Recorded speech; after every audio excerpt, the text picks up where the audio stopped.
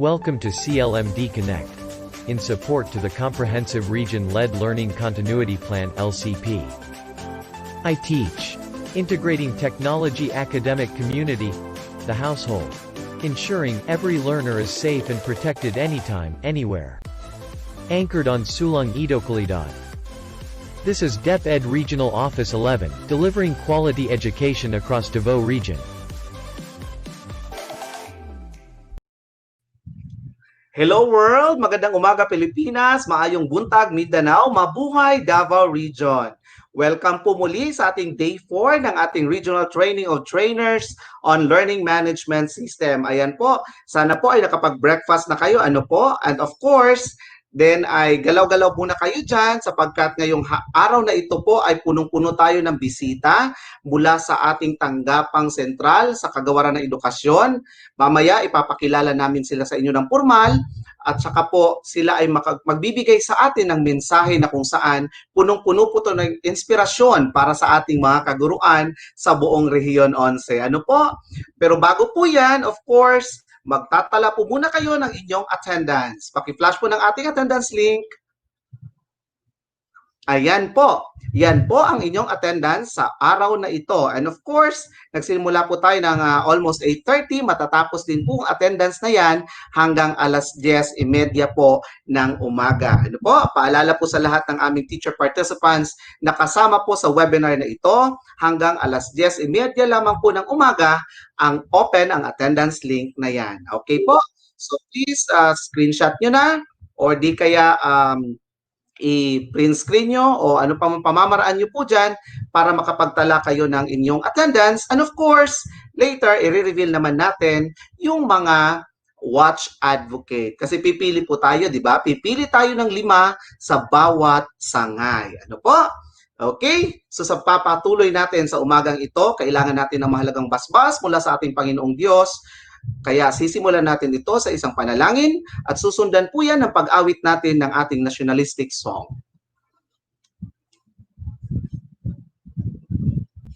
Let us put ourselves in the holy presence of God. Father in heaven, always merciful and giver of life, we humbly ask that you bless each one of us, from the speakers, program committees, guests, and participants. Guide us to make better decisions as we incorporate what we will learn throughout this activity. Thank you for the infinite blessings and countless opportunities. Lord, today as we start our activity, may we always be grateful to learn new things. Shed the light of your wisdom and bless each one, especially our speakers, as they will share their knowledge to us. Through your mercy and grace, may peace and utmost understanding shine and dwell unto us. Almighty God, accompany each one and help us concentrate for us to gain more knowledge as we listen attentively. This we ask in your name. Amen.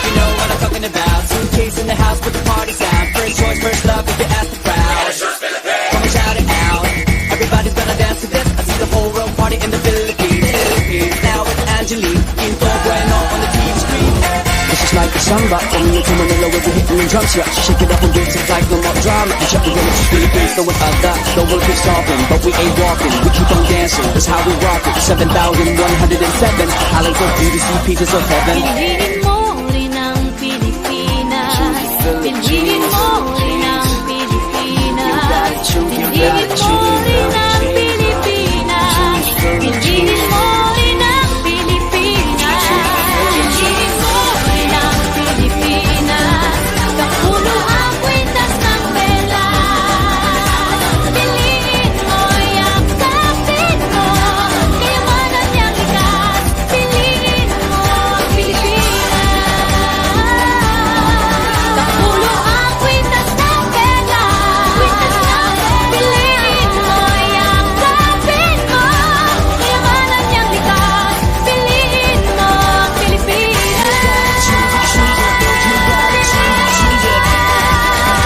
Piliin mo ang Pilipinas. Piliin mo ang Pilipinas.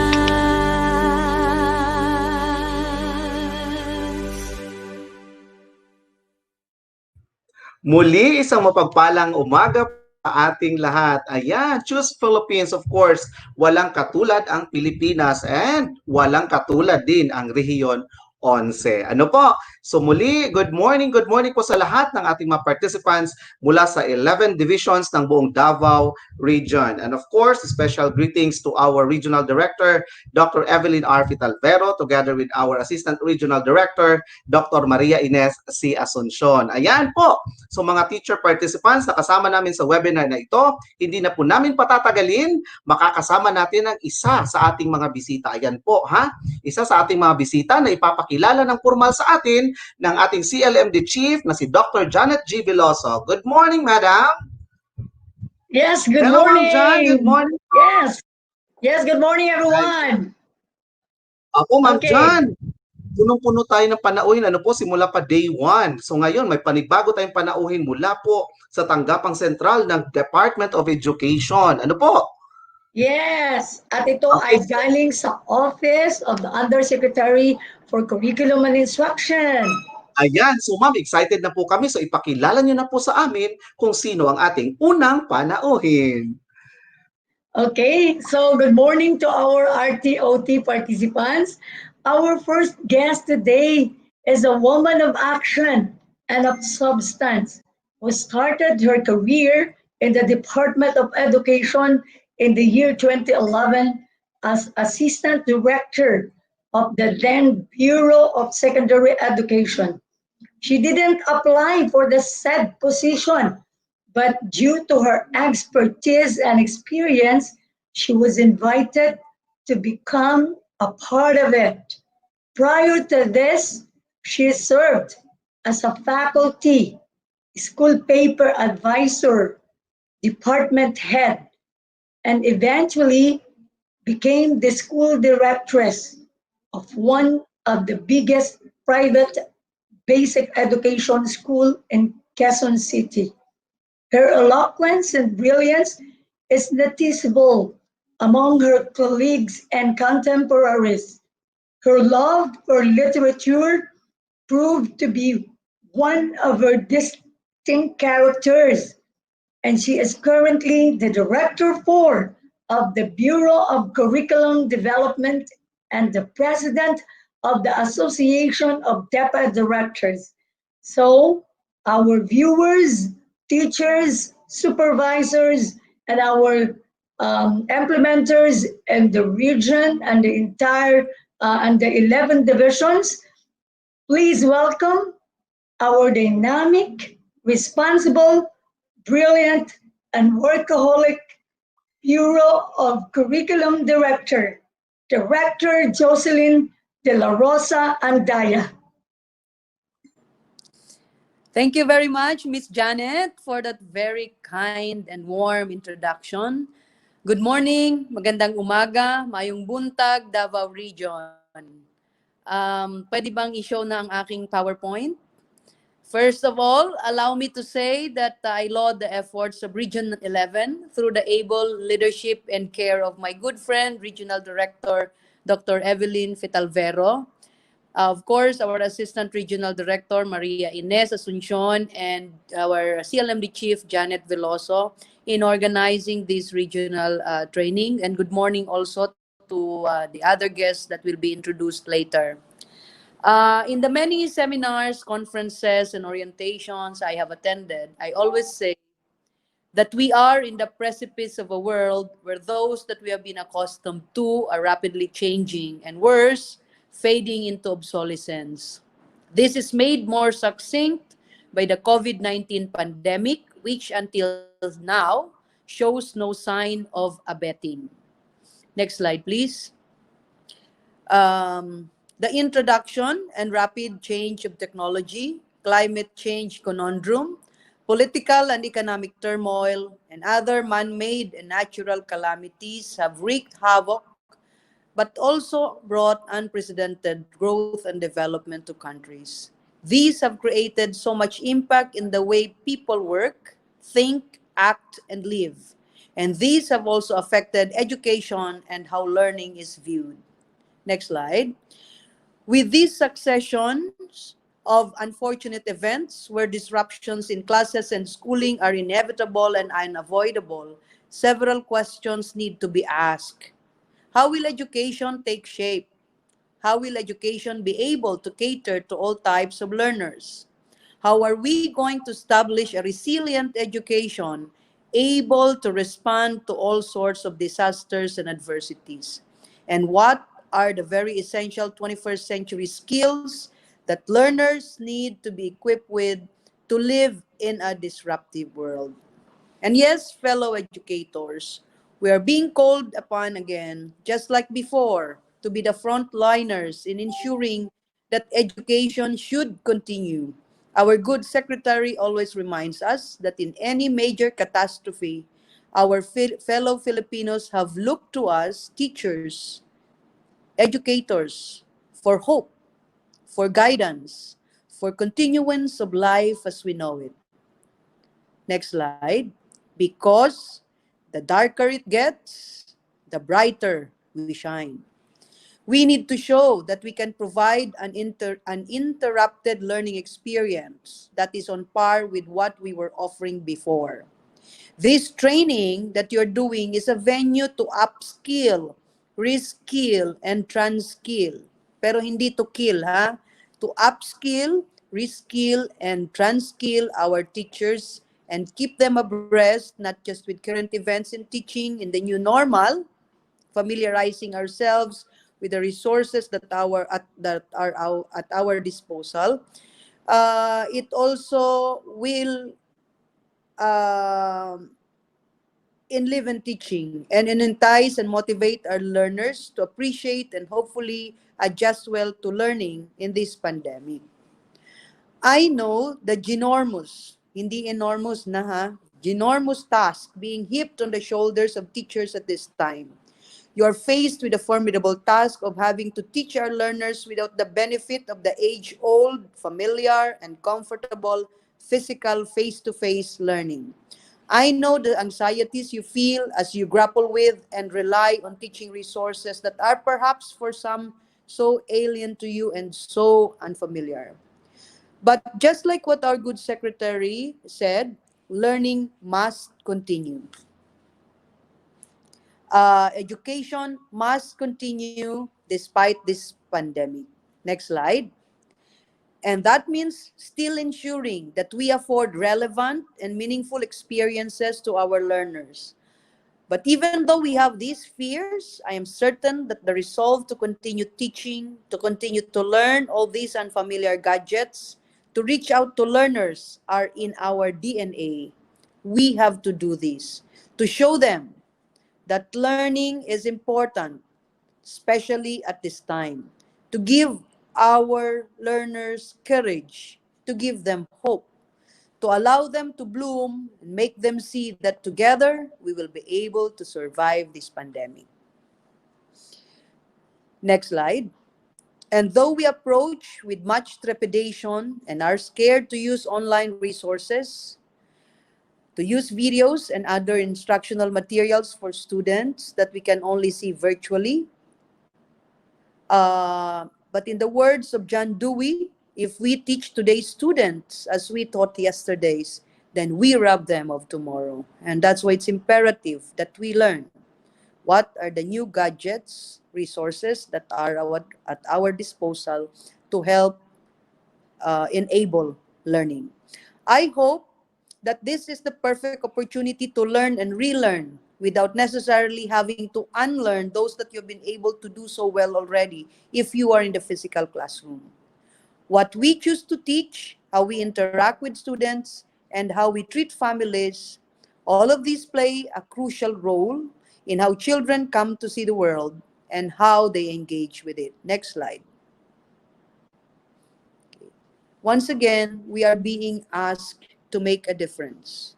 To make a difference in not just the way we teach, but to make a difference in the lives of our learners. We have to make them see that despite this pandemic, there's still so much to hope for, to learn, and to live for.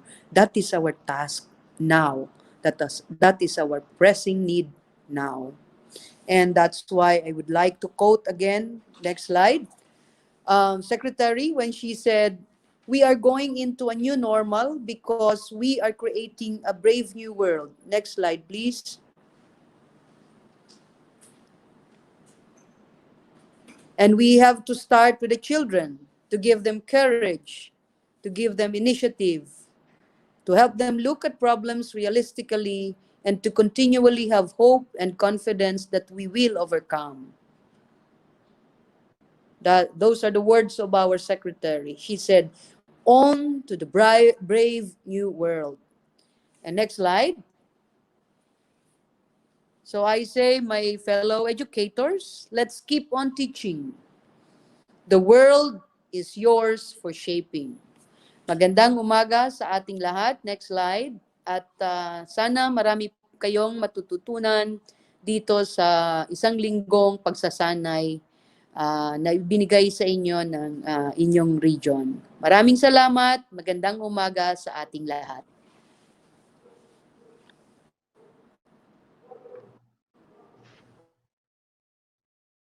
Thank you. Thank you so much, Director Joyce, for your inspiring message. Thank you Yes. too. We are so blessed by your presence, Director Joyce. And this is our fourth day, and it seems that we are just starting with our 5-day webinar for learning management system because of your valuable presence. Thank you very much, and we will not forget all the loving support that you have extended to Region 11.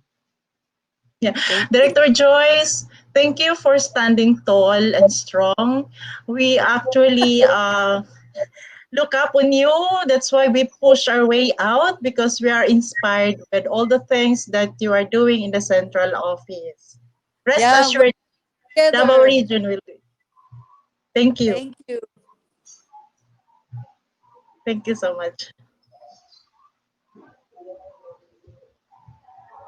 Director Joy, see you during our next Mancom meeting. Sure, Virtual sure. meeting. I miss you all. Thank you for the invitation. Yeah, yes. Thank you, Janet. Thank you, Jan. Thank you. Yeah, Director, although it is very hard to blaze our trail, but we are inspired by your thoughts, and we are inspired. Your presentation really is very inspiring. So thank you for coming over. Yes, really inspiring. So, Ma'am Joyce, this is how we say our vote of thanks to you. And of course, this is our surprise for you. So I hope. Okay. I'm Yes. excited. Yeah. And then because we consider you as really one who is manning, particularly for the curriculum development. So, yung mga milks natin ngayon, talagang nag-emanate yan sa office mo, Hindi ma'am. kami natulog dyan ng isang buwan. Walang tulugan. Yeah, I know, we know. Kaya, ma'am, we salute to your Hindi team. halata. Hindi Yes. halata na walang Oo. tulog kasi parang mas lalong maganda, ha? Oo, at saka maganda pa rin si Ma'am Joyce. Oo. Yes. Thank you. Yeah. Thank At you. saka may surprise daw sa iyo ng thanks, Ma'am. O June, sige na. Nice, May thanks. Thank you surprise so daw much siya po. kasi hindi daw niya nasabi lahat nun. Ayan, so po, Ma'am RD and ARD, tsaka good morning po sa inyo, tsaka Ma'am Janet. Director Joyce Andaya po, maraming salamat po in behalf po ng aming principal na si Ma'am Myrna Evangelista Purificacion ng Panabo City Senior High School. Thank you so much po Ma'am na kayo po ay nakasama namin sa aming kauna-unahang virtual recognition po noong nakaraang buwan. Salamat po Ma'am sa inyong Thank pagpapaunlak sa you. amin. It's an honor to be there. Wow, thank you so much po, ma'am. Ayan po, Okay. sa amin na nagbibigay talaga ng inspirasyon po sa lahat ng, hindi lang po sa mga kaguruan, kundi sa aming mga mag-aaral, lalong-lalo na po. Thank you po muli, ma'am. Okay. Thank you. Thank you so Yes, much. God bless, Ma'am Jo. Ayan. Okay, so thank you so much po muli sa ating naging unang panauhin. Una pa lang po yan, ano po? Meron pa tayong kasunod. Of course, ipapakilala naman sa atin ngayon muli ng ating hepe ng Curriculum and Learning Management Division, si Dr. Janet G. Veloso, ang pangalawa. Again, pangalawa nating panauhin mula pa rin po sa Tanggapang Sentral ng Department of Education. Madam John? June. Okay. Yes. Hello po, ma'am. Ayan. So, ma'am, Okay. nakasama natin kanina si Director Joyce Andaya. Ano po, we are very, very glad po, ma'am, talagang grabe po. As in, even me, kaya ngayon po, sa totoo lang, naiiyak ako kasi at least virtually nakapagpasalamat po kami ng personal po, kahit na virtual nga po, pero naipaabot pa rin namin ang taos-pusong pagpapasalamat po namin sa suportang binigay niya sa aming paaralan. Ano po. So, Ma'am Janet, ngayon, may excited na naman po kami sa second guest po natin sa umagang ito. Of course, ma'am, ipakilala niyo na po. Talagang out of words na ako ngayon. Sige po, Ma'am Janet. Okay. So our second invited guest is equally brilliant, also serving in the Department of Education, particularly under the Office of Undersecretary for Curriculum and Instruction. And so she's currently now heading our Bureau of Learning Delivery. And so please welcome our dynamic Director 4 of the Bureau of Learning Delivery. We have Director Laila P. Ariola.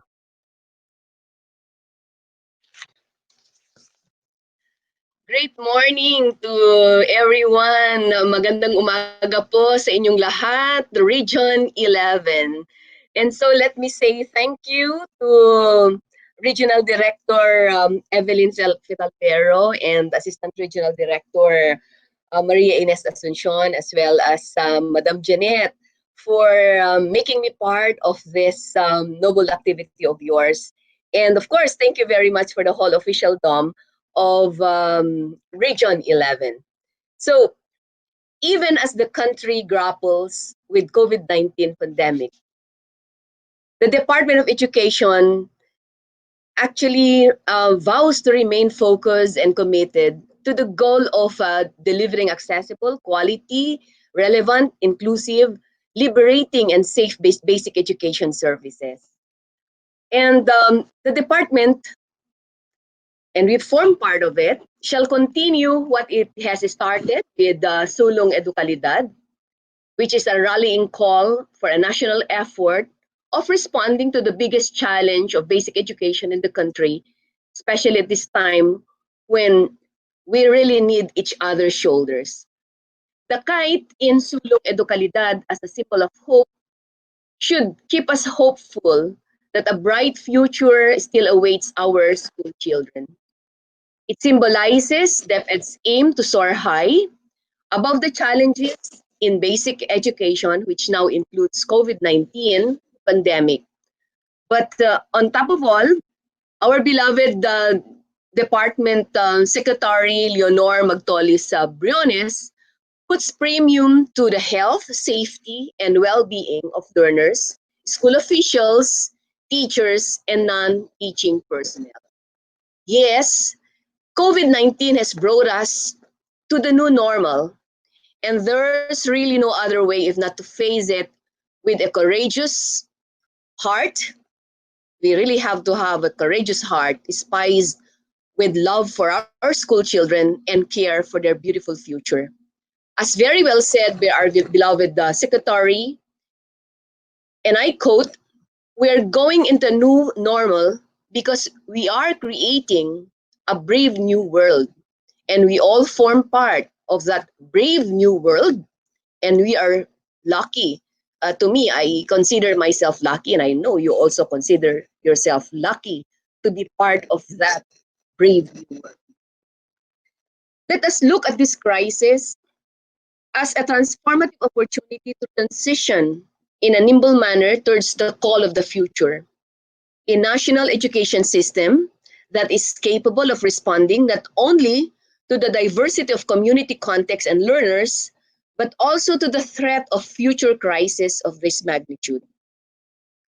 As I always share in similar events as this, during the last quarter of 2018, the Bureau of Learning Delivery had already included in its plan capability building activities on other learning delivery modalities for a wider implementation, not just for alternative delivery mode and alternative learning system. We were just entertaining actually the idea that online learning was only for independent learners. In fact, our specialists had their first phase of training already during the last week of February this year, and that was just few days before the lockdown. But COVID-19 has just made the implementation of these learning delivery modalities too soon. The COVID-19 pandemic has caused a fast and radical shift from face-to-face learning to distance learning teaching models, where we are not yet allowed by our president to do physical classes. And these are online distance learning, modular distance learning, and of course, TV and radio-based instruction. As such, our face-to-face learning has been taken out of the physical classroom and thrust into virtual domains and, of course, home-based learning, where the demand that is asked for is, especially from our parents, is going to be a more active role on their part in supporting their children's day-to-day home learning tasks. While many teachers are adept and fluent on the use of online teaching practices, we also have to accept that there are others struggling to become fluent in technologies that they have never or perhaps only briefly explored. And this transition to a remote teaching and learning format may certainly be uncomfortable for many of us. But we are inspired to witness the collaborations that have emerged as a result of this pandemic. In fact, today, you will be trained on how to use the LMS, and certainly, teachers will get excited to create their own teaching materials for online learning. And good luck to all of you. And I'm very confident that you will have interactive materials ready for our children. Webinar sessions such as this allow us actually to learn together and from each other. And to me, it has actually opened doors for more opportunities to share our best practices, to share your best practices, and even educational resources, not just in the country, but even from the different parts of the world, which did never happen as much as now. And so, with the pandemic we're facing, our mission, therefore, is to overcome this crisis for the sake of our school children.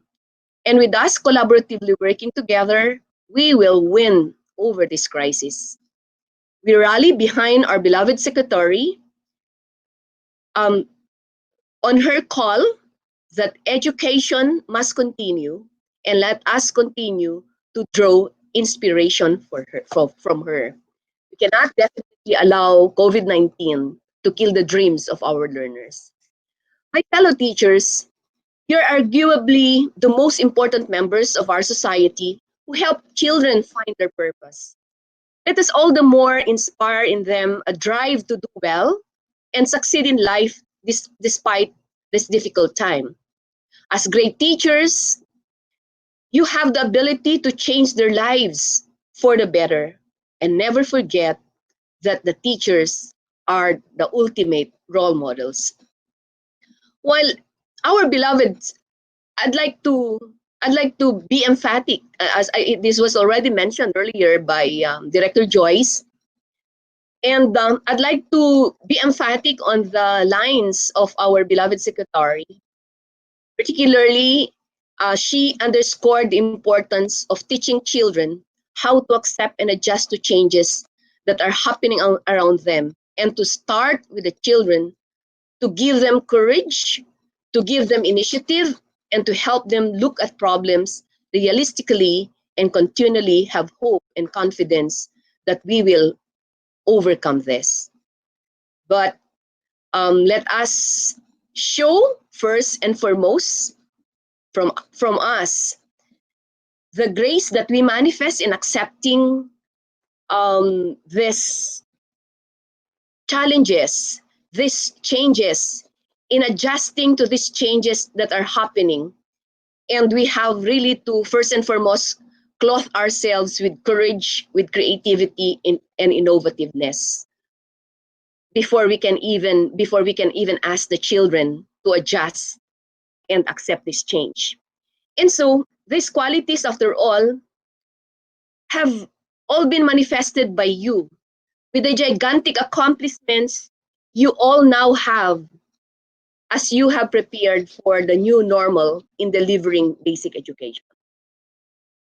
For that, you all deserve the accolade and commendations for not getting tired thinking of what more can we serve better our school children and our country. Teachers are believed to provide the power of education to children's or to the youth, thereby giving them the possibility for a better life. But to me, I think it's not just a possibility, but we can give the assurance with everything that we're doing. We can certainly give the assurance that our learners will have better lives. Let us therefore continue to provide our children hope through our guidance, through our dedication, through our patience, and our love for work, of visiting them in their respective homes, my dear fellow teachers, of finding time for a phone call and sending text messages to support them in their tasks, of assuring and reassuring them that they're doing fine and doing great in the tasks given them day by day, and most importantly, of checking out how they are each day. And so, I'd like to say thank you to all of you, to our teachers, and to everybody in DepEd Region 11 for the round-the-clock work habits and passion for selfless service. Let us continue giving our best para sa bata, para sa bayan. Magandang umaga sa inyong lahat at maraming salamat. Thank you. Thank you so much, Director Ariola, for being an icon of the alternative delivery system. I know that you work so quietly and creatively, and that enable us to push our way out just like a butterfly. But yes, I believe in your lines, yung sinabi mong, we will not allow COVID-19 kill the dreams of our children. And I'm so touched with this, and I believe the teachers would be more committed upon hearing this line. Again, thank you so much, Director, for being with us. Thank you. Thank you. Director Maraming Laila, salamat po. Director Laila, indeed, courage, creativity, and innovativeness are traits that you also have. You are one of our icons, sabi ni ARD, dahil isa ka po sa nagbibigay sa amin ng saya, ng inputs, number one.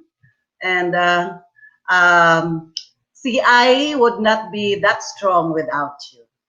So all of the Thank you. people manning the CI strand are people who have the passion and the courage and the innovative abilities that DepEd needs in this time of the pandemic. God bless you po, and I hope you will always be with us in all our endeavors in the future. Maraming salamat po. God bless you all. Thank you. Thank Thank you you. so Thank you. much. Thank you so much, Director Ariel. Yes, thank you, Ma'am Laila. Thank you very much. Thank you. Thank you. Ay, puto off muna. Puto off. Okay. Ma'am, puto. Ipasok siguro si Ma'am Andaya. June? Yeah, Ma'am Joyce. Joyce. Ayan. Hi, Ma'am Okay. Joyce. Complete na. Ayan, photo opportunity. Hi, complete. Yan. Okay.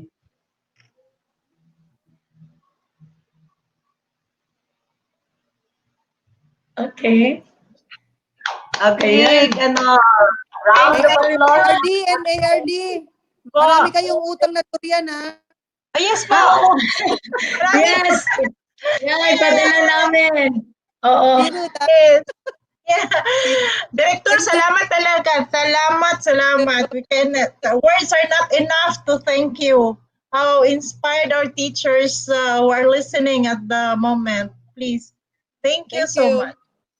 Our Thank teachers you and our also. Okay, God bless. bye-bye. Okay. Ay, thank you.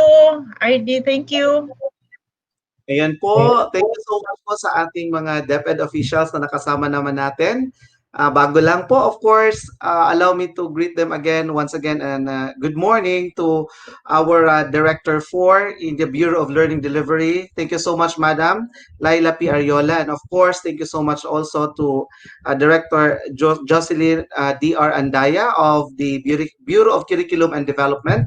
And of course, to our Director in the region, Dr. Evelyn Arfit Alvero, and of course, our ERD, Madam Maria Ines C. Asuncion, and to the CLMD Chief, Dr. Janet G. Veloso. Ayan po. So punong-puno po tayo ng mga inspirasyon mula sa ating mga DepEd officials po.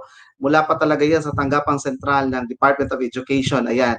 And of course, dito din po sa ating regional office sa ating sa Davao region. Welcome to CLMD Connect.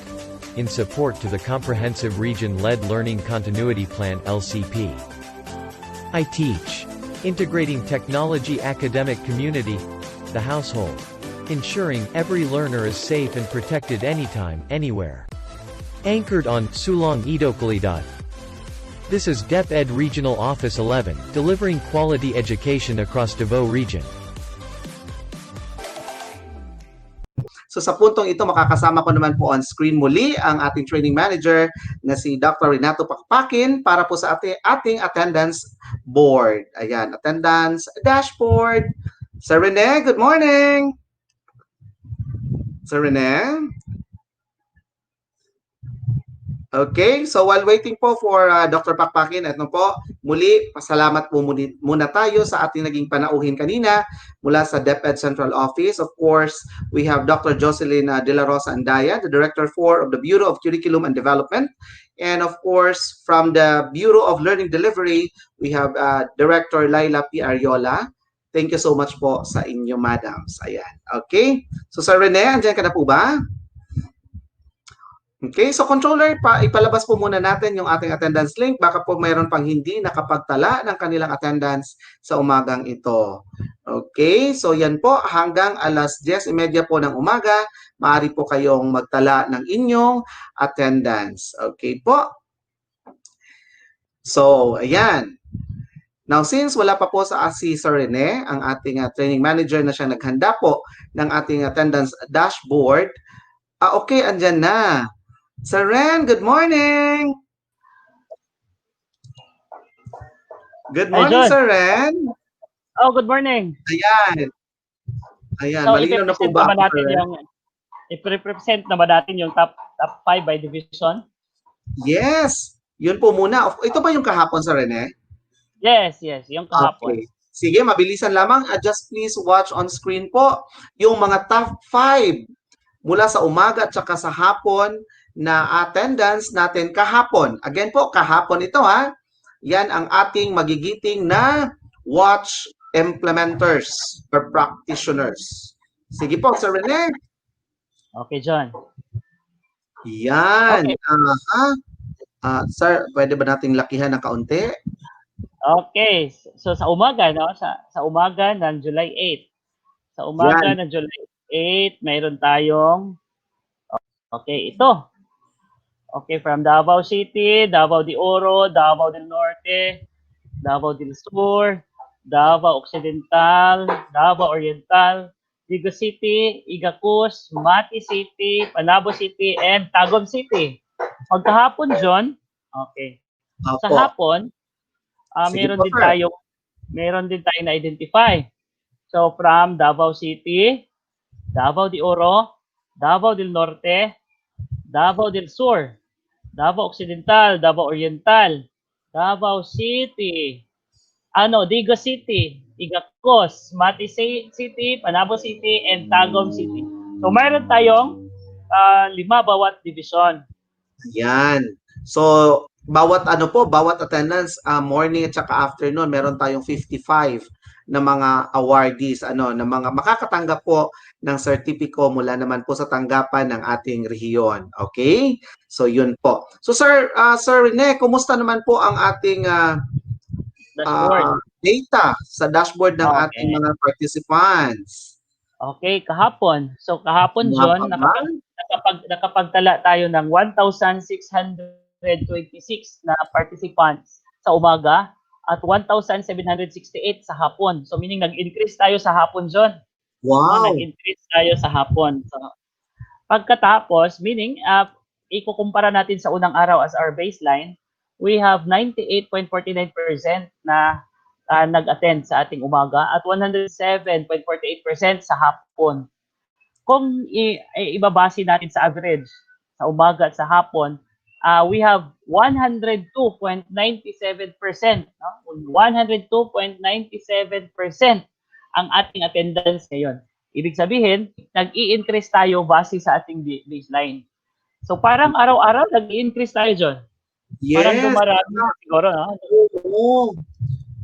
Talagang excited din po sila kasi sa lahat ng mga topics na ating ibibigay sa kanila, Sir Rene, talagang magagamit din po. Of course, yes. The main purpose of this training is to capacitate also our teachers with this LMS and of course, with the utilization also of our MELCs. Okay? So, Sir Rene, maraming salamat po sa inyong oras at panahon na ipinakita niyo po sa amin yung dashboard na yan. Yung attendance dashboard na yan na siyang magsisilbi ding basihan ng ating mga kaguruan kung nakapaandyan pa sila, lalo-lalo na sa mga CID chiefs natin na nakakikita din na, ang mga participants namin nakadalo talaga kasi yan, ganyan, ang dami naming nakatala dyan. Okay, so thank you so much, Sir Rene. Okay po. Maraming salamat po at ingat po kayo. Okay, sa punto pong ito ay magkakaroon naman po tayo ng recap. Of course, hindi po natin yan makakalimutan. Ano nga bang nangyari sa atin kahapon? Ano nga ba yung mga, lalong-lalo na po, di ba? Nagkaroon tayo ng breakaway session. Kaya po, alamin natin mula sa mga napiling, napili ng ruleta ng kapalaran ng mga hepe ng Curriculum Implementation Division. Sisimulan po natin yan sa senior high school na ibibigay naman po sa atin ngayon ng CID Chief ng Davao Occidental. Let us all welcome on screen Dr. Felix I. Anticristo. Good morning, Sir Felix. Hello, good morning po. Good morning sa lahat. Marinig, sir? Sige po, sir. Opo, sir. Loud and clear po. Go ahead po, sir.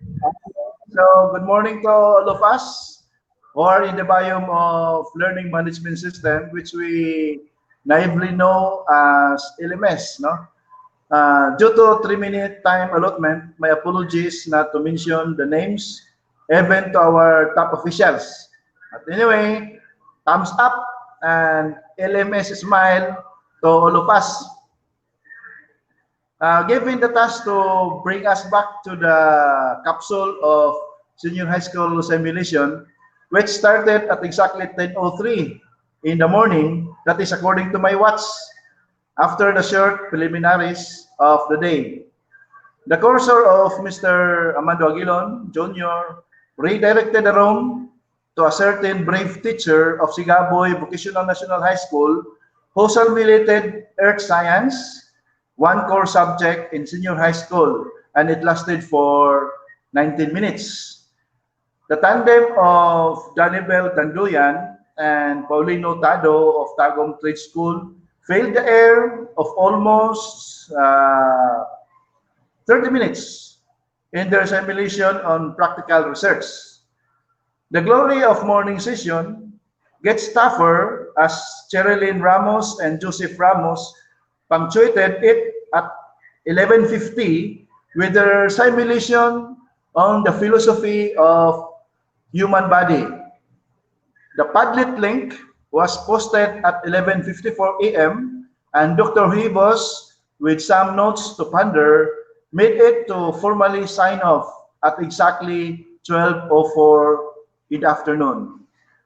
The curtain was raised and the ice was cracked at exactly 1:23 in the afternoon with a tandem of Miss Crispina Idao and Bernie Magno of La Filipina High School on oral communication course. Kevin Podi and Diana Rose Pilo from Tagum City National High School captured the viewers in their English for academic and professional purpose. No minutes of the day were wasted as Vladimir Santos of Tagum City Comprehensive National High School with certain Nelson, who acted as a student and silenced the viewers, especially me, no, with their creative industry dance arts. I thought the day was over, but it was not. Hence, in the field of arts and design, Mr. Jeff Bangot of Davao City National High School and Abram Jan Alontaga colored the day in apprenticeship and exploration in performing arts. At the very holy hour at 3:15 in the afternoon, Erel May Vergara and Kizielo Bilijan from Davao del Norte Sports Academy made sports track easier to teach using LMS portals. Hi, at last, Leslie Palma of Sigaboy National High School still captured the tantalizing eyes of the one assigned us to recap this morning with dressmaking in TVL track. Simultaneous simulations ended, no, at exactly 4:26 p.m. Now with Dr. Pedelina Huevos, Dr. Maricel Langahid, Dr. Renato Pakpakin with Lods and John Aguilon shared their insights and answered some queries of some participants. And with the grace of the Almighty through the prayer of Mr. John Aguilon, the day's destiny with senior high school on simulations found its comorbidity at exactly 5:07 in the afternoon. So to all of us, thank you for this time. Thank you for your indulgence, and good morning to one and all. Thank you so much, Dr. Antecristo, the CID Chief of Davao Occidental. Sir, maraming salamat po sa pagbibigay sa amin ng pahapyaw kung ano po ang nangyari po sa araw ng kahapon. Thank you so much, sir. Ingat po kayo. Of course, sa pagpapatuloy natin ng pagbibigay ng recap, sa pupuntahan naman po natin ang ating junior high.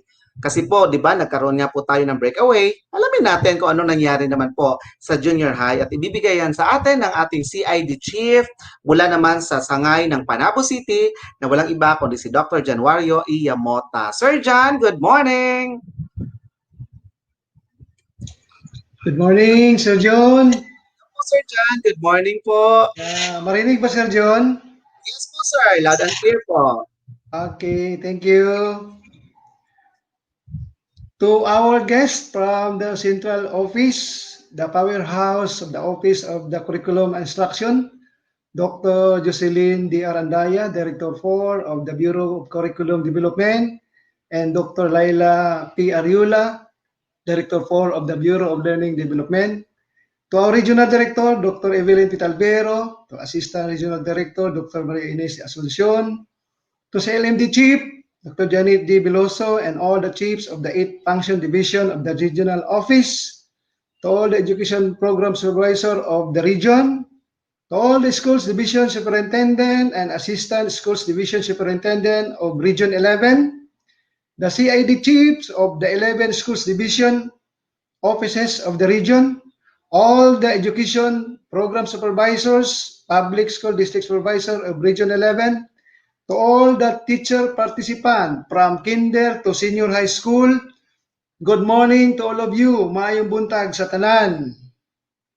Yours truly was assigned to give the recapitulation of the junior high school simulation demo. There were 8 subject area, namely mathematics, science, English, Filipino, TLE, ESP, MAPI, and Araling Panlipunan. The junior high school simulation demo was hosted by Maureen Ava Acuña of Santa Ana National High School. The first simulator teacher facilitator of LMS was Emilia T. Tabanao of Sigaboy Agricultural Vocational National High School for grade 10 mathematics for second week of classes. Like the face-to-face classes, all simulation demo were started with a prayer. The student opened the portal of LMS with instruction of the teacher. Drill, findings, the difference, followed by review, supply the missing term in each series of figures. There were a lot of video presented, and the student answered the given questions after the video. The teacher read the objective of the new lesson found in the LMS.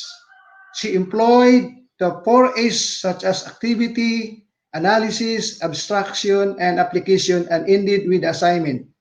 The teacher emphasized to download the assignment and the date of submission.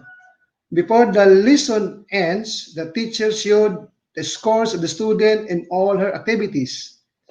Before the next simulation demo, the host identified the recipient of the return demo through the color wheel o ruleta ng kapalaran. The first division to render the return demo was Panabo City Division. The second simulation demo was sa Science Learning Area.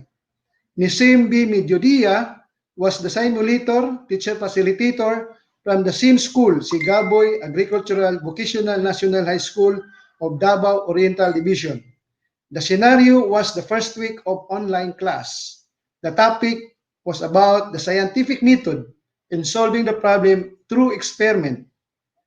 The teacher utilized the preliminary activities such as drill, review, motivation, and she employs the 4A's ended with the assignment. Before the teacher introduced the evaluation part of the lesson, she reiterated the question if the student had a clarification about the topic. Another recipient of the return demo was identified through the color wheel or ruleta ng kapalaran, and it was Mati City Division. The third simulation demo was the English subject area for grade 7. The simulator teacher facilitator was Marie Dayot from the same school. The teacher instructed the student to sign in the portal of LMS, and the topic was about idiomatic expression. Like the face-to-face classes, the student underwent the different activities. It was manifested in the simulation demo. The different part of the lesson plan was observed. The third simulation demo ended 5 minutes before 12 noon. But before the host declared lunch break, the third and fourth recipient for return demo was identified through the ruleta ng kapalaran. The Davao del Norte and Davao Occidental was respectively chosen. In the afternoon session, the next learning area was Filipino, grade 9 simulated by Aljun Jordan from Sigaboy Agricultural Vocational National High School of Division of Davao Oriental. Ipinakita ni Ginoong Aljun Jordan ang maayos na pagkakasunod sa sanayang pagkatuto. Nakikita sa nasabing LMS ang mga gawaing pagpapaunlad, paglalapat, paglalahat, pagtataya, ebalwasyon, hanggang sa takdang aralin. Binigyan din ng guro kung papaano gagawin ang nasabing takdang aralin. The fifth subject area was Technology Livelihood Education or TLE. Simulation demo was conducted by Queenie May Villamor. The objective was at the end of the lesson, the student will be able to use the appropriate hand tools and test equipment. She had employed the 4A's such as activity, analysis, abstraction, and application, followed by edukasyon sa pagpapakatao o ESP. Grade 10, simulator teacher facilitator was Yula May Umbing from the same school, of course, the same division. Same with other subject area, the teacher of ESP employs the 4A's. Weldon is Soliano from Sigaboy Agricultural Vocational National High School, Davao Oriental Division, conducted the simulation demo for MAPI learning area for grade 9. The teacher employs the 4A's encourage the student to perform the series of activities indicated in the portal of LMS. It was noted that assignment of MAPI learning areas was about community service. The last subject for simulation demo was the Araling Panlipunan. The simulator teacher facilitator was Vicente Macalua from the same school. He had online simulation together with his student.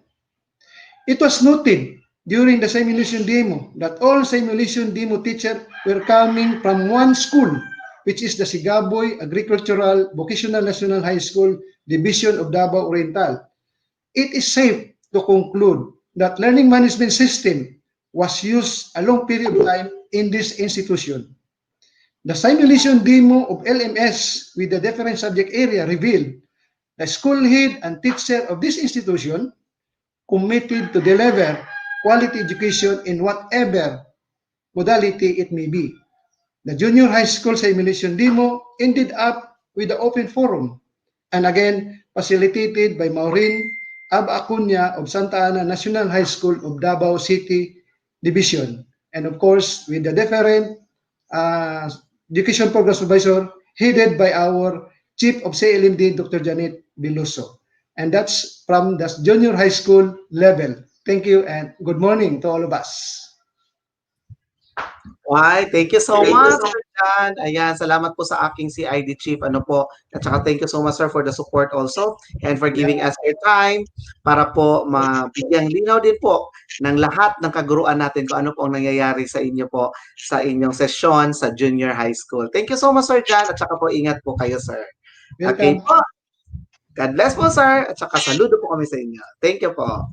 Okay, so sa pagpapatuloy po natin sa umagang ito ay bago po ang lahat kasi meron pa po tayong isa na magbibigay din sa atin ng recap para naman sa elementarya. Pero bago po yan, sana po hindi kayo nakalimot po na magtala ng inyong ano po, ng evaluation nyo po kahapon. Ano po, baka po nakalimutan ninyo, baka wag nyo pong mababayaan ang evaluation ninyo sa hapon dahil po mahalaga yan siya na maano po namin, maitala din po namin kung ano yung inyong mga reaksyon o di kaya mga suhestyon sa nangyaring activity sa araw na iyon. And allow me to greet the team who facilitated for that evaluation for quality assurance from our Kwatame. Of course, we have Dr. Brenda S. Bilonio, Dr. Maflor Dingal, Dr. Alfeo B. Ingay, and Dr. Herminia Bantideng, of course, headed by their chief, Dr. Janelito S. Atilio. Thank you so much po sa inyo, mga ma'ams and sirs. Okay po. So, controller, andyan na po ba ang ating CID chief naman mula sa division ng Davao Oriental para po magbibigay sa atin ng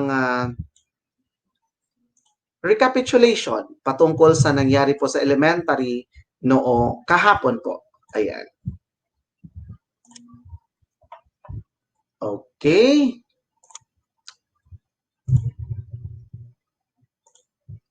I think wala pa po si Ma'am backstage. Ano po? So allow me to greet once again all our participants in all over the region, across Davao region, participants from the Division of Davao City, Division of Davao de Oro, Division of Davao del Norte, Division of Davao del Sur, Division of Davao Occidental, Division of Davao Oriental, Island Garden City of Samal Division, Digo City Division, Panabo City Division, Tagum City Division, and Mati City Division. And of course, binabati din po namin ang lahat ng ating mga tagapamanihalang pansangay at ikalawang tagapamanihalang pansangay sa lahat naman po ng divisions o sangay sa buong Region 11. Good morning po sa inyo, mga madams and sirs. Okay po. So allow me to greet them one by one. Per division po tayo. Sisimulan po natin yan siya sa Division of Davao City. Of course, good morning po to ESDS Basilio P. Manaay Jr. and ESDS Emma Camporidondo together with their SDS Reynaldo M. Giliena. Good morning also to the Schools Division Superintendent of Davao de Oro, Dr. Eufemia T.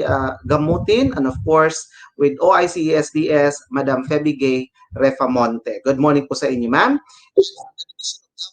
Thank you so much also to SDS D.D. Silva and SDS Romel R. Handayan. Thank you po, ma'am and sir. Good morning also to Ma'am Marilyn Vidudoyo, the OIC ESDS from the Division of Davao del Sur, and of course, to SDS Nelson C. Lopez of Davao del Sur Division. Thank you so much to Davao Occidental Division Office, headed by their SDS, Sir Lorenzo E. Mendoza. Of course, kasama dyan ang kanyang ESDS na si Madam Jinky B. Ferman. Thank you so much.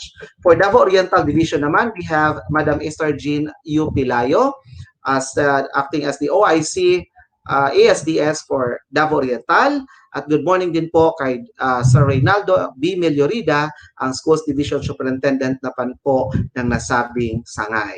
Thank you so much also for watching and good morning to ESDS Melanie P. Estacio and SDS Christy C. Epe of Division of Digos City.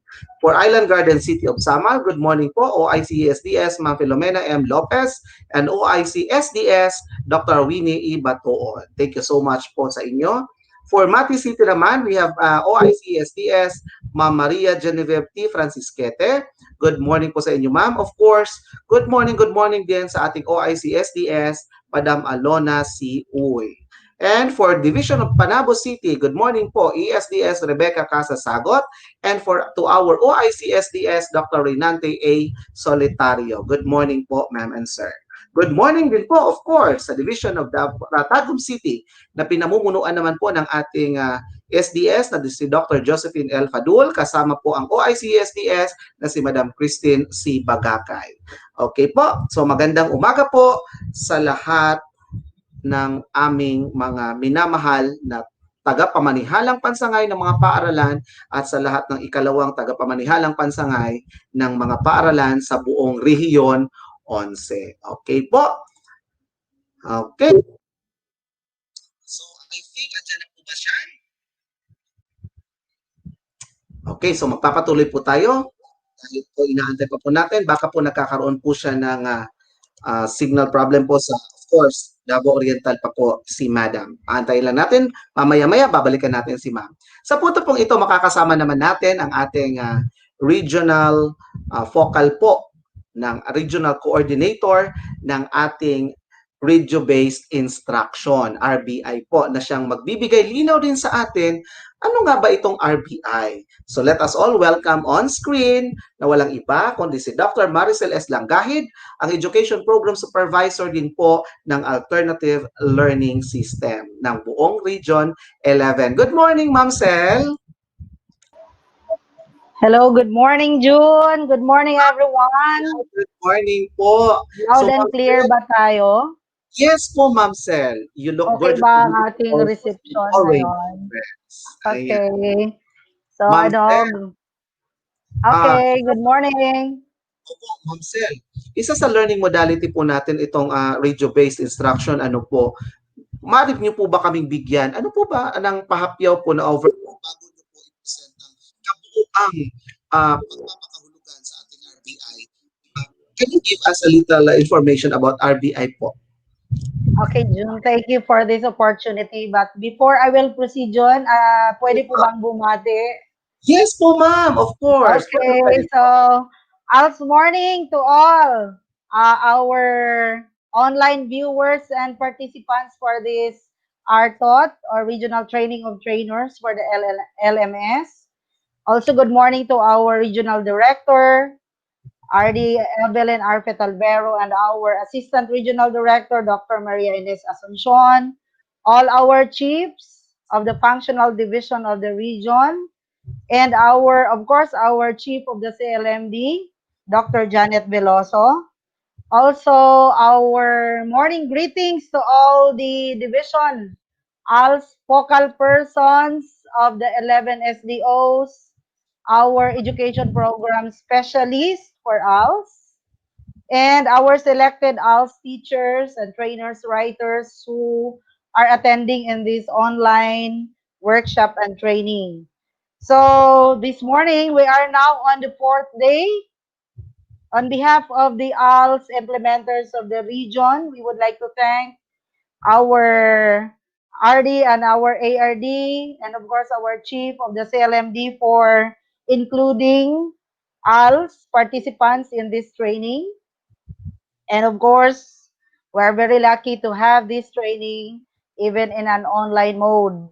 So this morning, I am tasked to present the radio-based instruction program of the alternative learning system, which we believe that could be of use also for the formal teachers, especially in this new normal situation.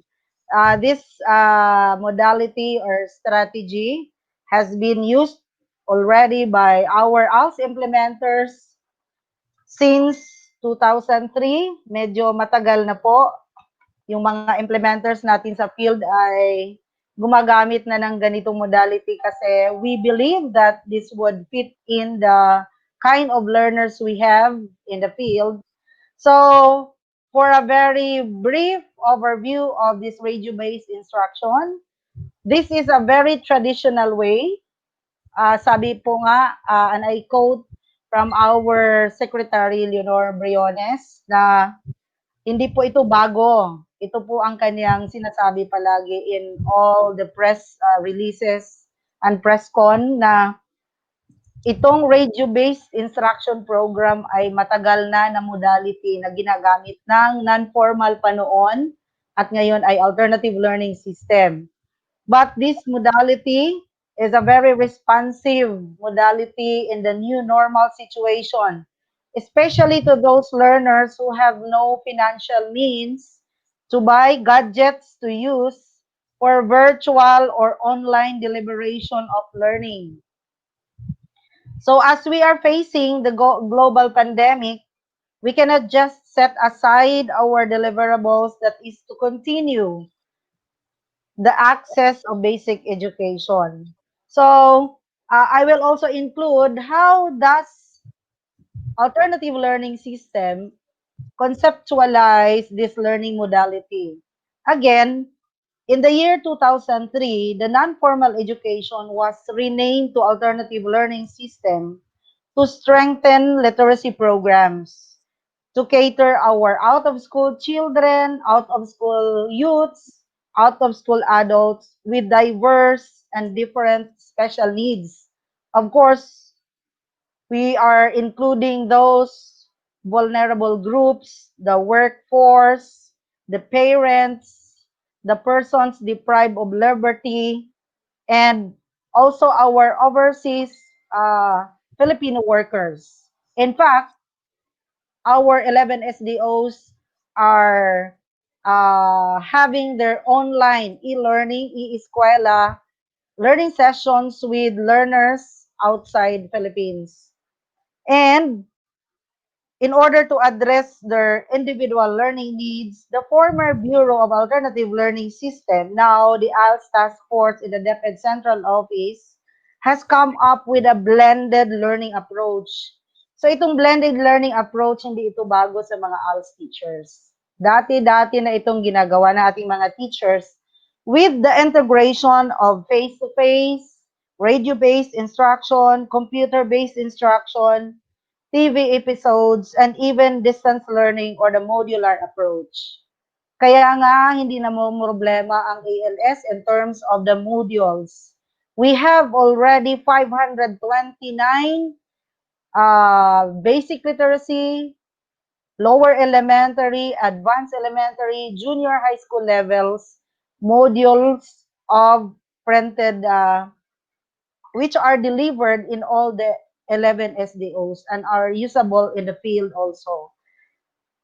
And since then, our ALS teachers were trained, both our DEPA delivered, the mobile teachers, the DALCs, and our partners, DEPED procured, instructional managers, our literacy volunteers, and all learning facilitators of ALS on how to use these various integration of modalities that would fit in the different learning styles, personal challenges, environment, and conditions of all our learners. We can even share our best practices of all RBI implementation of all 11 SDOs and even our online e-learning, e-eskwela implementation in the 11 SDOs. So yesterday, we are very lucky to have our very own Assistant Secretary, Honorable JHS Ambat, our Assistant Secretary for Alternative Learning System, who inspires us more. And to quote a statement from her message, is the inclusivity. Whether it is an out-of-school youth, formal learners, elementary, junior high school, senior high school, out-of-school adults, senior citizens, we had to cater all kinds of learners, especially in this new normal. With the support of our regional director, Madam Evelyn Arpet Alvero, and our ARD, Dr. Maria Ines Asuncion, and our chief of the CLMD, and our anchor person, Schools Division Superintendent, Ma'am Josephine Padol, also emphasized yesterday that we can also adopt the ALS way of teaching, this blended approach, and even utilize the experiences of our ALS teachers and implementers on the way how we deliver basic education in our diverse learners in the different hinterlands and in different rural and urban areas in the region 11. So this morning, we are going to benchmark and we are going to showcase a recorded RBI learning session in the selected division. But before that, I will share to you what is the objective of our RBI or the radio-based instruction. First, we had this objective to reach out and provide learning opportunities to learners, listeners through broadcast lesson. Second, we had to strengthen our partnership engagement to ensure that learning continues while being responsive to the global pandemic.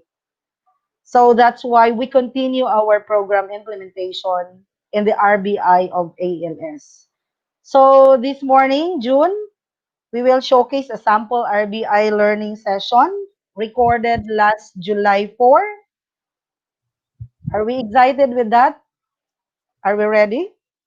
Yes, ma'am. We are very much excited to see po kung ano yung RBI naman na prepare sa atin mula po sa inyong grupo. Ano po? Sa ALS po. Ayan. So, controller, pakita na po natin sa ating mga tagapanood kung ano po itong Unahin muna natin, Sir June, ang process flow para maintindihan nila bakit ganito yung programa. Yes.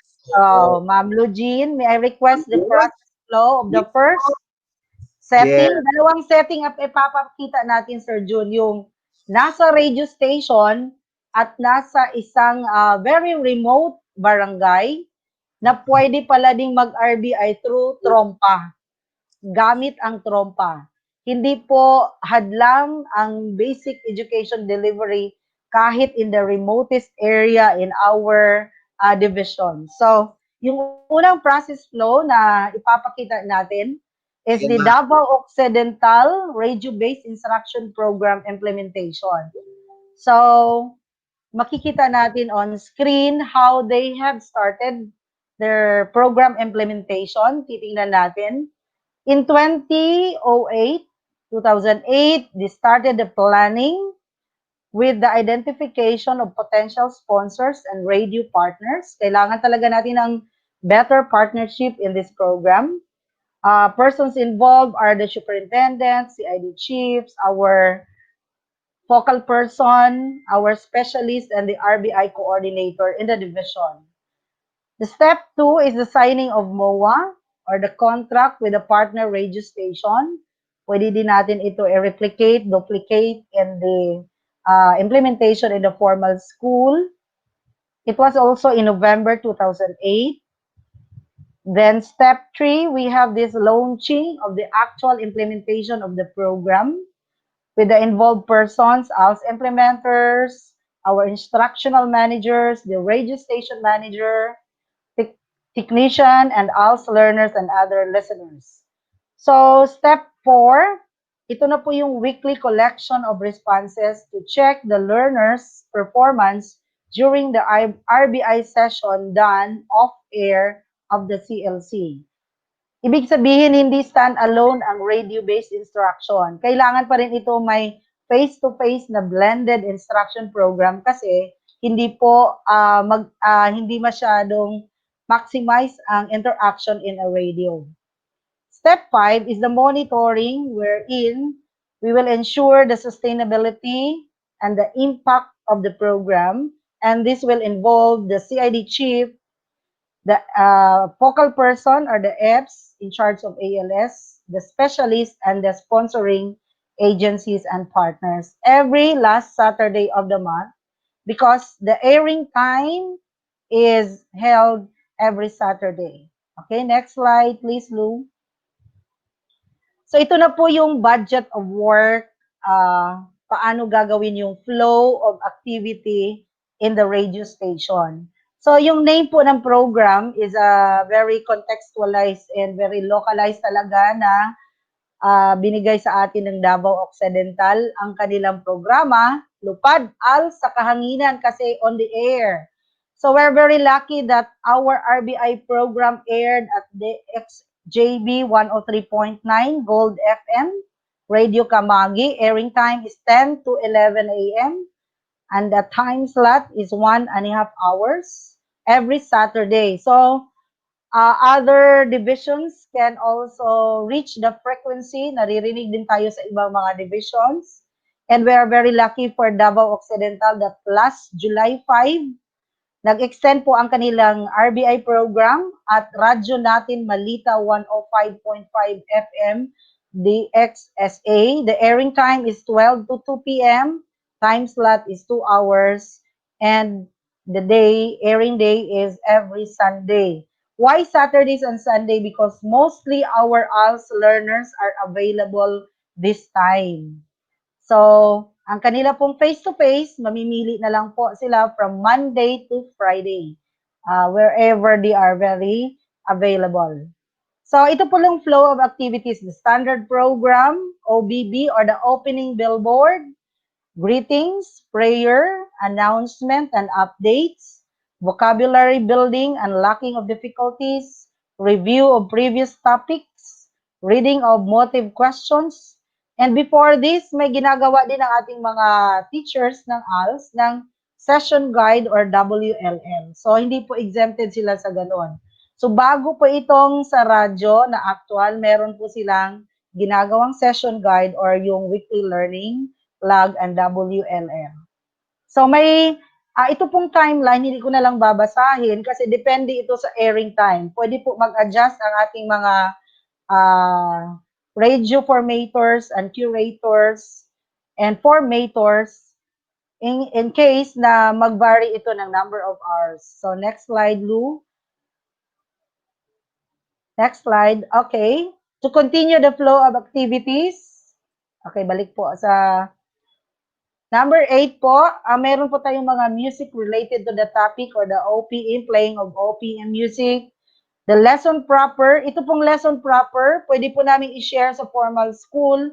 We have already ready 50 lessons, naka-drama scripts and naka-canned lesson ito, naka-save ito sa CD and USB. Pwede po ito i-share namin through our messenger and group chats. We have also brief recapitulation, the reading of learners' interaction. So meron pa rin learning interaction within the radio program. And meron din kaming guest via phone patch. Halimbawa, meron tayong mga updates, announcements. So, pwede po mag-plug in through radio program. So, continuation of the reading of the learners' comments and suggestion through text and call and messenger. So, next, Lou. Okay, ito na po. Finally, we have this reading of evaluation test. So, may pre-test, may post-test din sa radio. Giving of assignments, enhancement activities, imparting parting words, and the closing billboard. And we have the closing music for the radio program. So, ito po yung flow na sample ng Davao Occidental. And this could be pwede na itong i-innovate ng ibang mga divisions depending on how they run the program. As long as lahat po ng parts ng lesson ay nandoon. So this time, ipapakita ko din yung isa pang setting ng radio base, yung tinatawag nating trompa aralan. How they run, they flow. Ma'am Lugin, yung isa pong PowerPoint, please. Okay. Okay, ito. So, we would like to thank Davao del Norte, of course, the team of the Trompa Aralan, headed by our SDS, Ma'am D. Silva, and ASDS Romel Handayan, CID Chief, Dr. Edward Amugis, for this, and our Division Focal, Ma'am Lourdes Navarro, and our facilitator for this is Ma'am Rosario Somo. And we have also Sir John Ward Linikid, our District ALS Coordinator. So, what is radio-based instruction or the Trompa Aralan? Next slide. We have this in the Pinamuno, San Isidro, Davao del Norte. The RBI is one of the teaching modality in alternative learning system and offline ito, hindi online, and a blended teaching approach with the use of the audio learning modules to be played on air with a face-to-face learning interaction. So, Trompa Aralan is a local name given by the barangay and DepEd officials in San Isidro District from the words trompa. So, meaning, we have this Bisaya term of speaker, horn, or the duck transmission, and the paaralan, the Tagalog term of a school, which serves as the RBI in the absence of the radio transmission in the community. Wala silang radio station, pero meron silang trompa. Okay, next slide. Why we are situated this in the Barangay Pinamuno of San Isidro, Davao del Norte. Barangay Pinamuno is a hinterland and 70 kilometers away from its poblacion. And in 2011, ALS literacy map showed a 33% out of school youth and adults in the barangay who did not able to finish the basic education. The strong partnership of DepEd and local officials and community members in the provision of access, efficiency, and quality basic education. So interested out of school youth and adults in order to acquire basic education through alternative learning system programs. They need to earn money to sustain needs of the family, basically the common reason why marami tayong out of school youth and adults. So they want to continue schooling and continue their way of living. Next slide, please.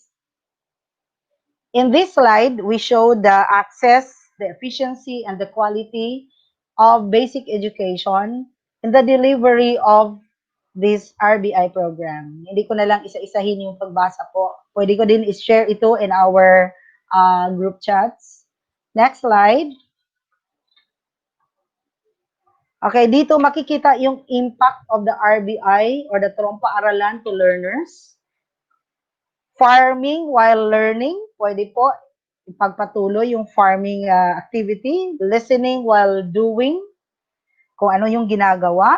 Doing while learning, and earning while working. So ito po yung functional literacy objective ng ALS. Kailangan hindi po mahamper natin ang mga ginagawa ng ating mga out-of-school youth and adults in their particular field.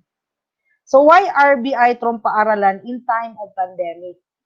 Next slide, please, Lou. We want to teach and to reach our learners. Then we want to learn while at home, and continuous education teaches us to be safe.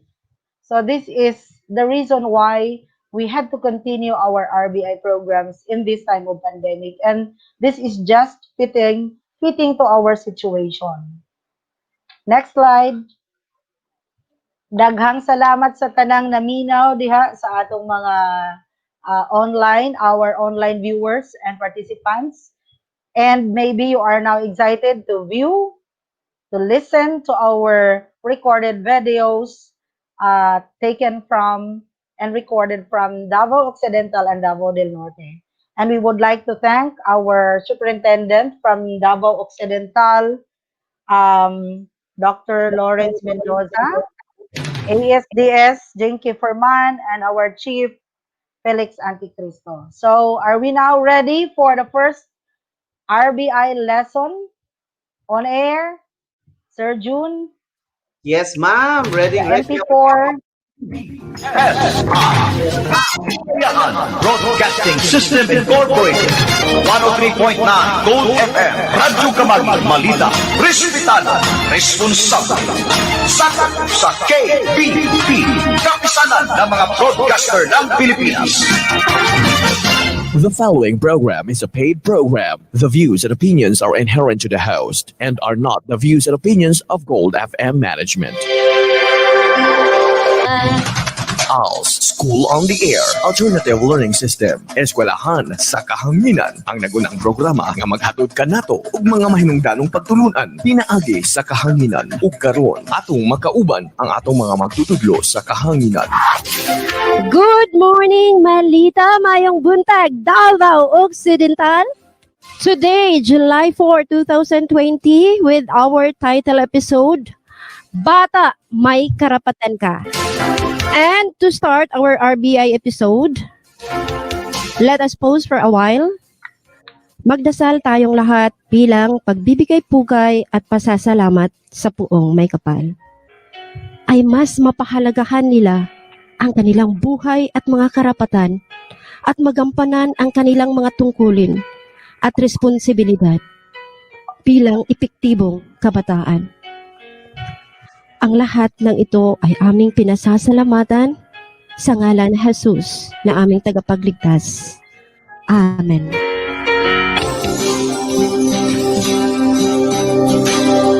May bagong umagang parating. May bagong umagang parating. Bata, may karapatan ka. Ito ang pamagat ng ating RBI episode for today. Kaya, ihanda na ang inyong mga sarili dahil kasama pa rin natin ngayon dito sa RBI program upang talakayin ang ating leksyon, Sir Junel S. Razonap. Yan, Sir. isang magandang umaga, Ma'am Judith, no? Sa lahat ng mga tagapakinig sa araw na ito, magandang umaga po sa inyong lahat. And sa lahat ng mga nangangarap na makapagtapos ng pag-aaral, ongoing pa po yung enrollment natin and until July 15, if I'm not mistaken, Yes, extended po, po, no, Yes, yung enrollment. ALS learners, malapit na po ang exam. So sa Yan. lahat po ng mga ALS learners batch 2019-2020, ihanda na po ang sarili ninyo. No portfolio, no exam. That is the policy. That's the policy. And once na policy, dapat policy. Sulat natin dyan sa papel, bata, may karapatan ka. Yan po ang pamagat ng ating episode sa araw na ito. to start our RBI episode. All learners, ready na ang papel at lapis dahil umpisahan na natin ang talasalitaan natin or our words for the day. Ayan. So, ready na? Ready na? Ayan, ready na. Sa pagkakataong ito, ako ang magbibigay ng kahulugan at kayo ang mag-isip sa salitang tinutukoy. Magbibigay din po ako ng clue or tip na maaaring makatulong sa pagpapalawak ng inyong kaisipan para mapadali ang pagbuo ninyo sa mga salita. Okay ba yon? Okay. So, uulitin ko. Magbibigay ako ng description or definition or clue sa isang salita. Pakaisipin ninyo kung ano yon at isulat ninyo ang salitang aking tinutukoy. Ready na? Ayan, ready na. Number 1. This is our words for the day. Ito ay tumutukoy sa kakayahan ng isang tao o mamamayan ng isang bansa na magdesisyon at gumawa ng mga bagay na may kalayaan. Yan kita ng clue. Ikaw, meron nito. Lahat tayo ay meron nito. Ang salitang ito ay nagsimula sa letter K at nagtapos sa letter N. Okay, I'm sure kuhang-kuha na natin yung 5 words. Kaya ready tayo, proceed tayo para sa review questions natin for today. Ayan, thank you Ma'am Dit, no. Alam ko handang-handa na po yung ating mga ALS learners, no, kung saan man silang dako naroon. Sa umagang ito na po yung ating review question. 1, ito ay isang uri ng teknolohiya na nagpapasa ng voice messages at ibang datos. Ulitin ko po. Unang review question. Ito ay isang uri ng teknolohiya na nagpapasa ng voice messages at ibang datos. Okay, salamat Sir Junil. So kuha na ninyo yung review question dahil about sa positibo at negatibong paggamit, no? Epekto ng paggamit ng teknolohiya ang episode natin last Saturday, kaya yun, doon naka-revolve yung ating review questions. So I'm sure that kuhang-kuha na natin yun. Okay? Magulang, di ba gabay kayo sa landas na tinatahak ko? At ako nakakulong sa mundong gumugulong. At ako'y litong-lito sa buhay ay tuliro. Kaya, ALS learners, ihanda na ang inyong sarili upang pakinggan ang ating inihandang kwento para sa inyo. Layunin ng leksyon na ito na ipaalam sa lahat na maging ang mga kabataan ay may karapatan din. Tinagurian ang Pilipinas bilang bansang may batang populasyon. Ibig sabihin nito, maraming bata rito sa ating bayan. Alam natin lahat na ang mga bata ang papalit sa pamamahala sa ating bansa. Ngunit papaano natin sila mapapangalagaan? Bawat araw may nababalitaan tayo mga batang nalalagay sa panganib, naiipit sa giyera, mga batang nakakaranas ng paghihirap, ng gutom, ng pang-aabuso, panggagahasa, eksploitasyon at pagpapatay. Marami mga bata rin ang namamatay sa malnutrisyon at iba't ibang sakit. Marami ang nagtitiis ng walang tirahan, ng maruming kapaligiran at lalong marami ang hindi makapag-aral. Papaano natin poprotektahan at pangangalagaan ang mga batang papalit sa ating mga kasalukuyang leader? Ayon sa batas, may mga karapatan ang mga bata. Ang mga karapatang ito ay nakapaloob sa PD 603 o ang Child and Youth Welfare Code. Pakinggan natin ang sitwasyong ito na tatalakay sa ilang karapatan ng mga bata. Binigyan namin ito ng pamagat na Bata, May Karapatan Ka.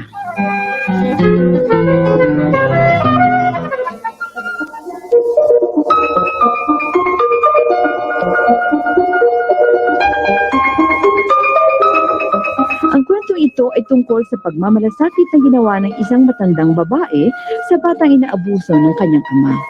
Kapitbahay na mag-asawang Azon at Erning si Cardo, isang irresponsableng ama. Walang trabaho, sugarol at lasenggo pa si Cardo. Ang bumubuhay sa kanya ay ang anak nitong si Marlon na madalas pa niyang bugbugin kapag wala itong maibigay na pera. Ang lahat ng pagmamaltrato sa bata ay nasasaksihan ni Azon, ngunit wala naman siyang magawa. Pati ang asawa niyang si Erning ay naawa rin sa bata, ngunit ayaw naman nilang manghimasok sa buhay ng may buhay. Isang araw ay nakarinig ng balita sa radyo si Azon. Ito'y tungkol sa batang babaeng inaabuso ng kanyang ama. Ang batang ito ay natulungan ng bantay bata. Dito nagkaroon ng idea si Azon. Pumunta siya sa pulis at inireport niya ang nangyayari sa batang si Marlon. Pakinggan ninyo ang kabuuan ng kwento at inyong malalaman kung papaano natulungan ni Azon si Marlon.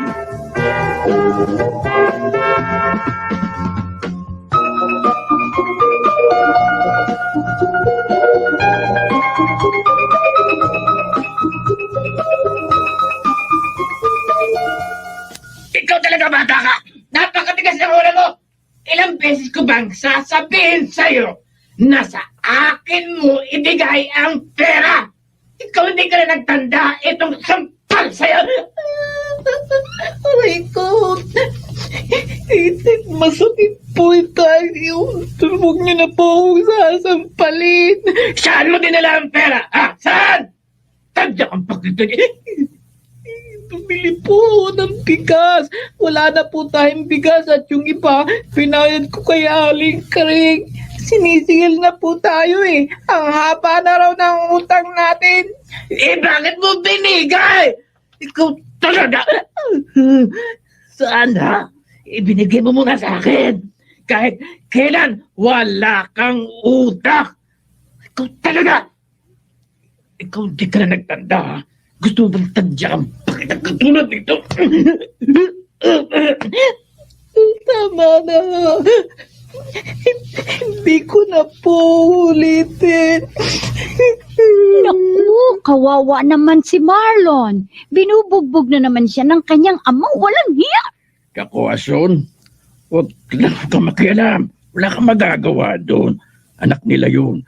Nasa kanila kung anong gusto nilang gawin sa kanilang anak. Oo nga, Ernie, pero talagang ako'y awang-awa sa bata. Lagi na lang sinasaktan ng kanyang ama. Wala nang trabaho. Walang maipakain sa bata, sugarol na, lasenggo at nananakit pa. Naku, Diyos ko naman, nakikardo na yata lahat ng kalawalang hiyaan sa mundo. Naku, talagang ganyan. May mga taong talagang ganon ang pag-uugali. Naku, tamaan sana ng kidlat ang walang yan lalaking yan. Teka nga, Ason, bakit ba nagpuputok ang butsi mo dyan sa kapitbahay natin, ha? Wala ka naman magagawa yan. Buhay nila yun. Oo nga, Ernie, pero kawawa naman yung bata. Siya na nga ang naghahanap buhay para mabuhay silang mag-ama. Tapos ganyan pa ang ginagawa sa kanya. Ay, mabuti pa asikasuhin mo na ang hapunan natin. Gutom na ako. Maaga pa eh. Sige na, kumain na tayo. O siya, sige na nga.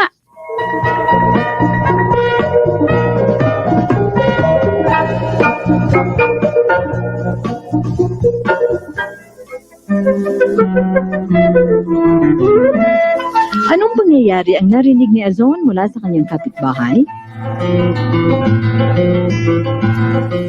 Ano ang naging reaksyon niya tungkol dito? Ano naman ang sabi ng kanyang asawa ukol sa pangyayaring ito?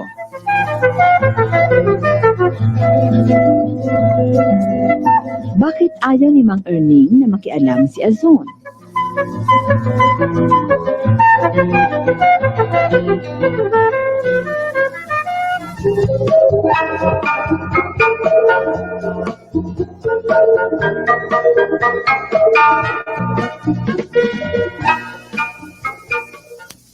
Narito ang mga ulat sa oras na ito. Isang batang babae ang nailigtas sa kamay ng kanyang amang nang-aabuso sa kanya.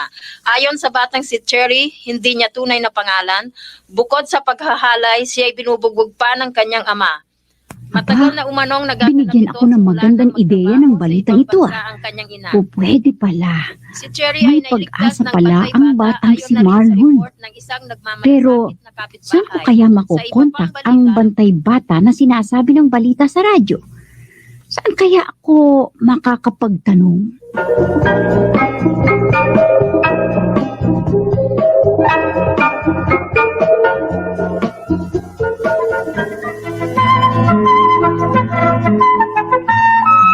Ano ang narinig na balita ni Azon? Anong organisasyon ang nakatulong sa batang ibinalita sa radyo?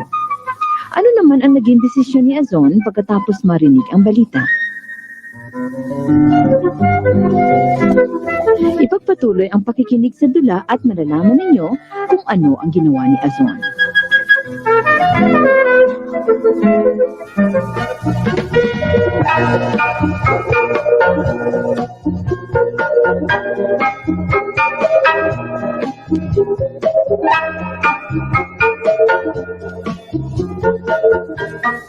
Erning!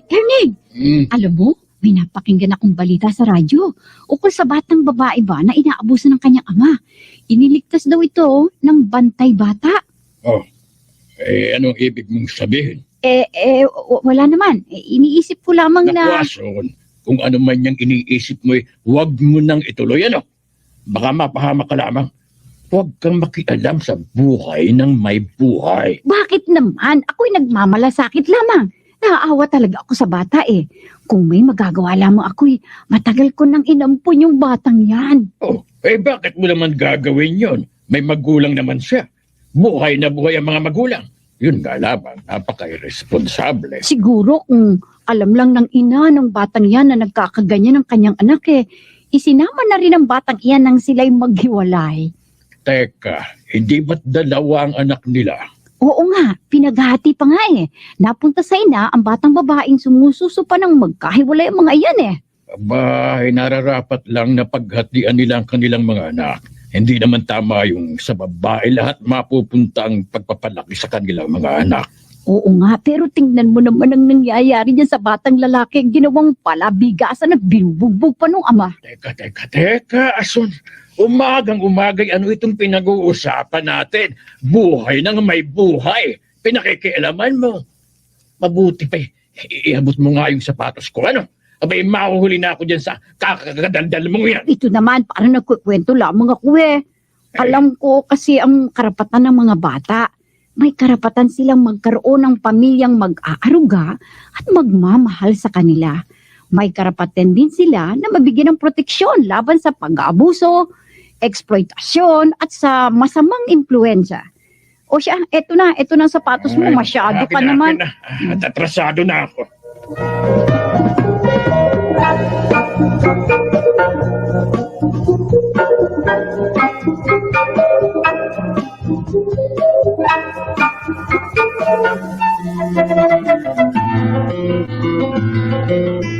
Ibinalita ni Azon sa kanyang asawa ang balitang kanyang narinig mula sa radyo. Anong naging reaksyon ni Erning ukol dito? Kanino ba kayo papanig? Kay Azon o kay Erning? Bakit?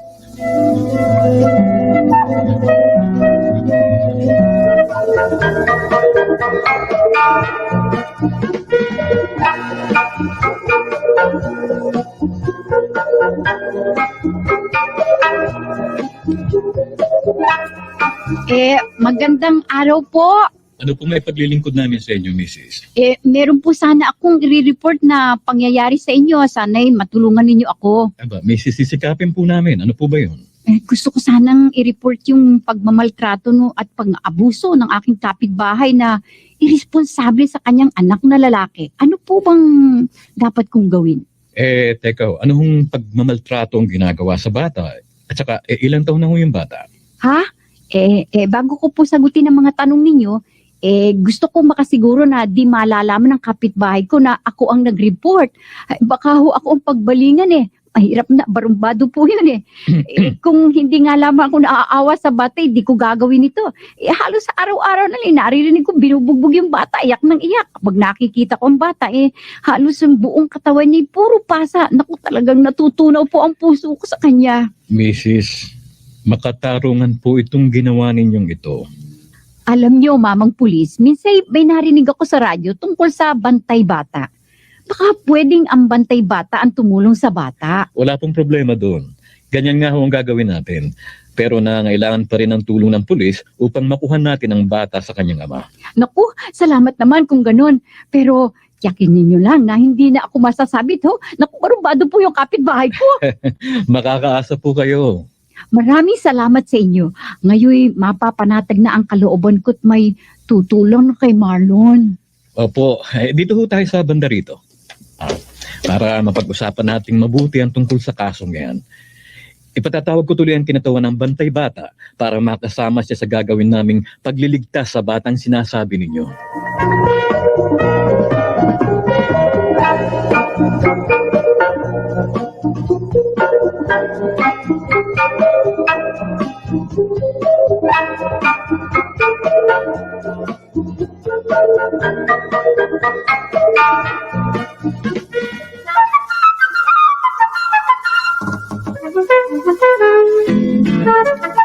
Sa huling eksena, nalaman ninyo na pumunta sa pulis si Azon at inireport nito ang tungkol sa pagmamaltrato ni Cardo sa kanyang anak. Ano ang naging kondisyon ni Azon sa report niya ito? Bakit may kondisyon pa siya? Bukod sa pulis, sino pa ang makakasama sa pagliligtas kay Marlon mula sa kanyang abusadong ama? Anong karapatan ng mga bata ang tinalakay sa ating dula? Bakit kailangang protektahan at pangalagaan ang mga bata? Anong uri ng mga pang-aabuso sa mga bata ang nalalaman ninyo? Anong ginagawa ng gobyerno upang mapangalagaan ang mga bata at upang malutas sa mga problemang may kinalaman sa pang-aabuso sa mga bata? Sa ating dula, papaano natulungan ang batang inaabuso? Anong mahahalagang mensahe ang natutunan ninyo ngayon?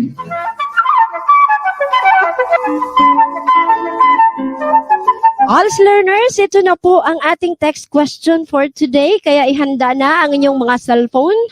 Dahil kung sino man ang makapagbibigay ng pinakamagandang sagot o ideya sa tanong na aming ibinigay ngayon dito sa RBI program ay maaaring manalo ng 30 peso load. Yes, 30 peso load po at ang load ay papasok sa inyong, Automatic. yes, sa inyong cellphone number pagkatapos ng RBI program. Ayan. At Ang tanong, kung sakaling may makita ka sa iyong paligid na may batang inaabuso ng kung sino man, ano ang iyong gagawin? Gagawin mo rin ba ang ginawa ni Aling Azon? O manahimik ka na lang dahil natatakot kang madamay? Dahil alam kong nag-iisip pa kayo para mas ma-inspire kayong masagot ang mga text na yan, ang tanong na yan through text and through call. Karapatan ng mga bata. Ngunit may pananagutan ka ring makinig sa sasabihin ng iba.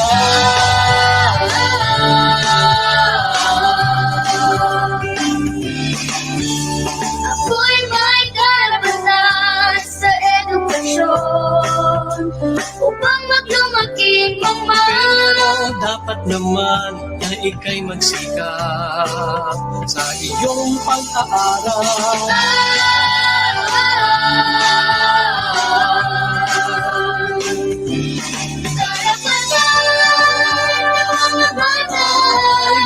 Dapat naliganan, sila'y turuan upang sa paglaki, huwag nilang iwalayan ang mabuting daan.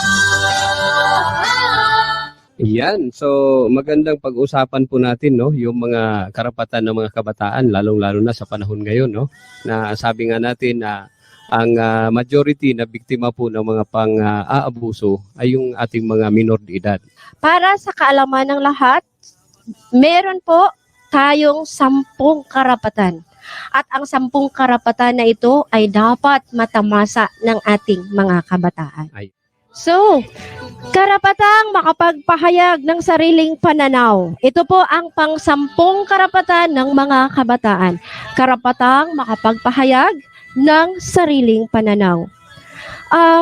Minsan, Sir Junil, nagagalit tayong mga magulang, minsan mga guro, kapag nangangatwiran ang mga kabataan. Ngunit ito pala ay nagpapakita lamang ng kanilang talino. So, hayaan po natin silang magbigay ng pananaw tungkol sa kanilang opinyon. Yes. Ayan.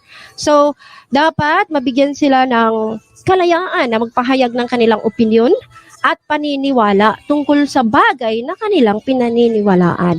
Subalit, kung makikita natin na sobra na, so that's the time po na pagsabihan sila kung hindi na mabuti yung mga lumalabas na sa bibig nila or mga opinion na binibigay nila. Yan po.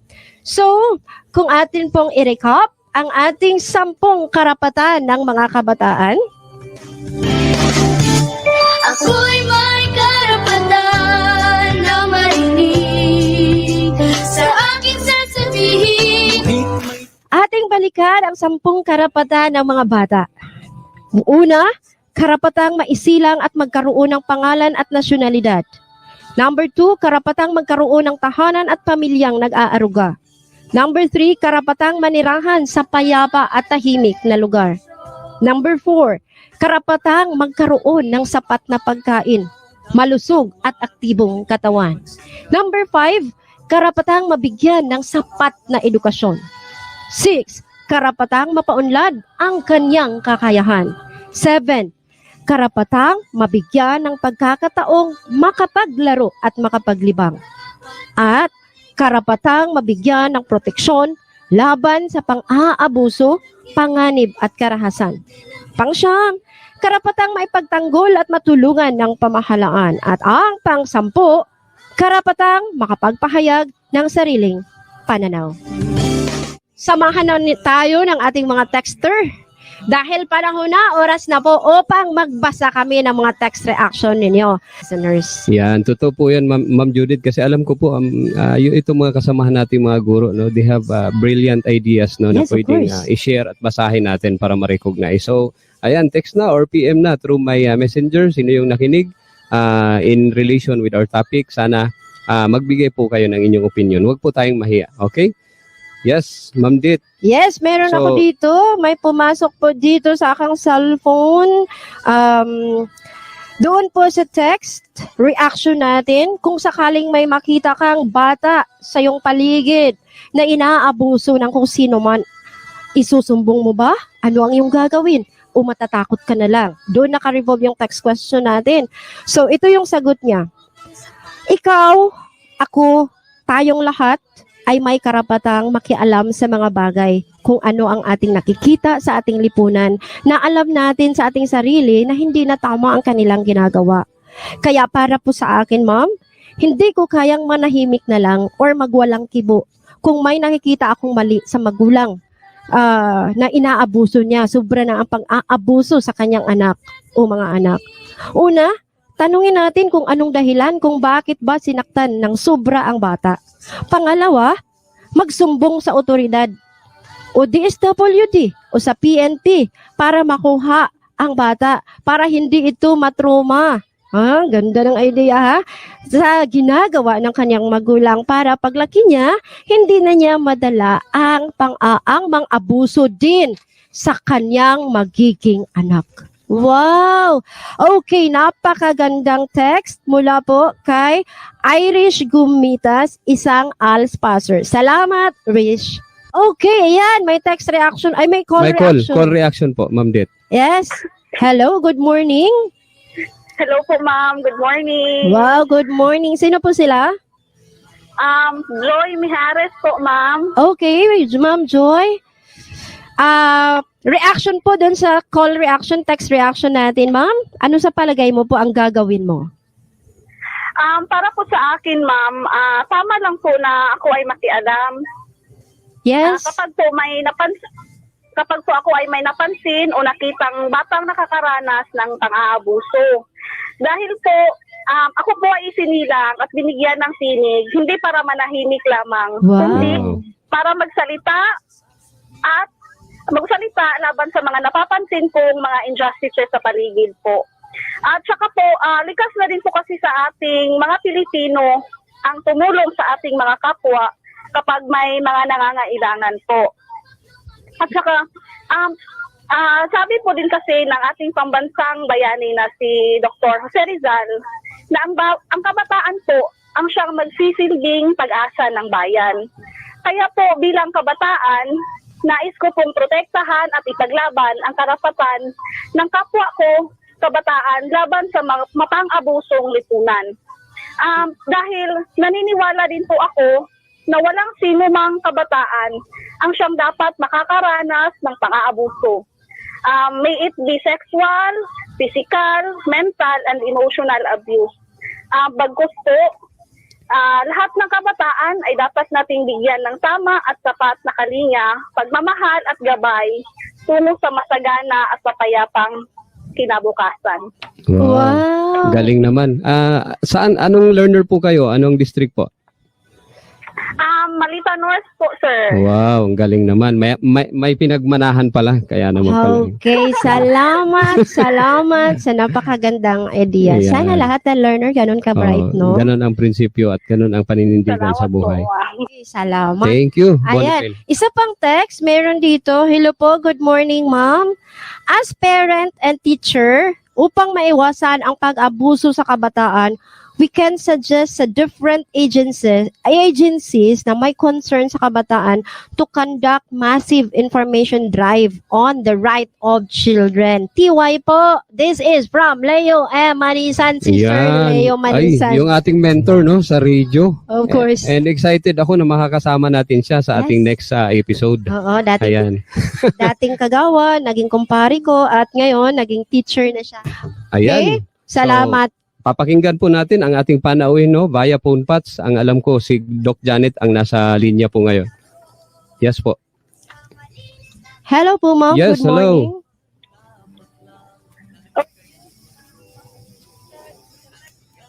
Nasa kami now sa DXGD sa Malita. Yan, yes po. Occidental. Yes po, ma'am. Good morning po. Welcome po sa RBI program, All School on the Air Alternative Learning System, Eskwelahan sa Kahanginan sa Davao Occidental po. Ma'am Janet De Veloso. Oo. Nalipay kaayo ko na nakadungog sa sidya. Iini karong adlaw. Yes po. First time na ako, no? Pero kung kayo mo pasalamat of Education kay naabot ang kining programa sa pagsibya, lalo na sa ato ang mga lessons sa learning system. So, akong ipasalamatan ng atong mga counterpart diha na si Mr. Janelle Rasunable o si Ma'am Judith Calderon. Salamat. Sa uban pang mga kaubanan nato diha sa pagsibya. Salamat din po, ma'am. It's our pleasure to hear your voice po sa araw na ito. Oo. Ang among gipabot sa Department of Education na ipadayon, no, ipagpatuloy ang mga naopisahan at para ito sa ating mga kabataan. So, ang among ginauhag, ang mga ginikanan kung sino ang mga nakakinig, ang nakapaminaw karon atong ginauhag na papayayunon jud nato ang ato ang pag-eskwela sa mga kabataan nila bilang ang atong mga out of school youth nga kini ang atong isa sa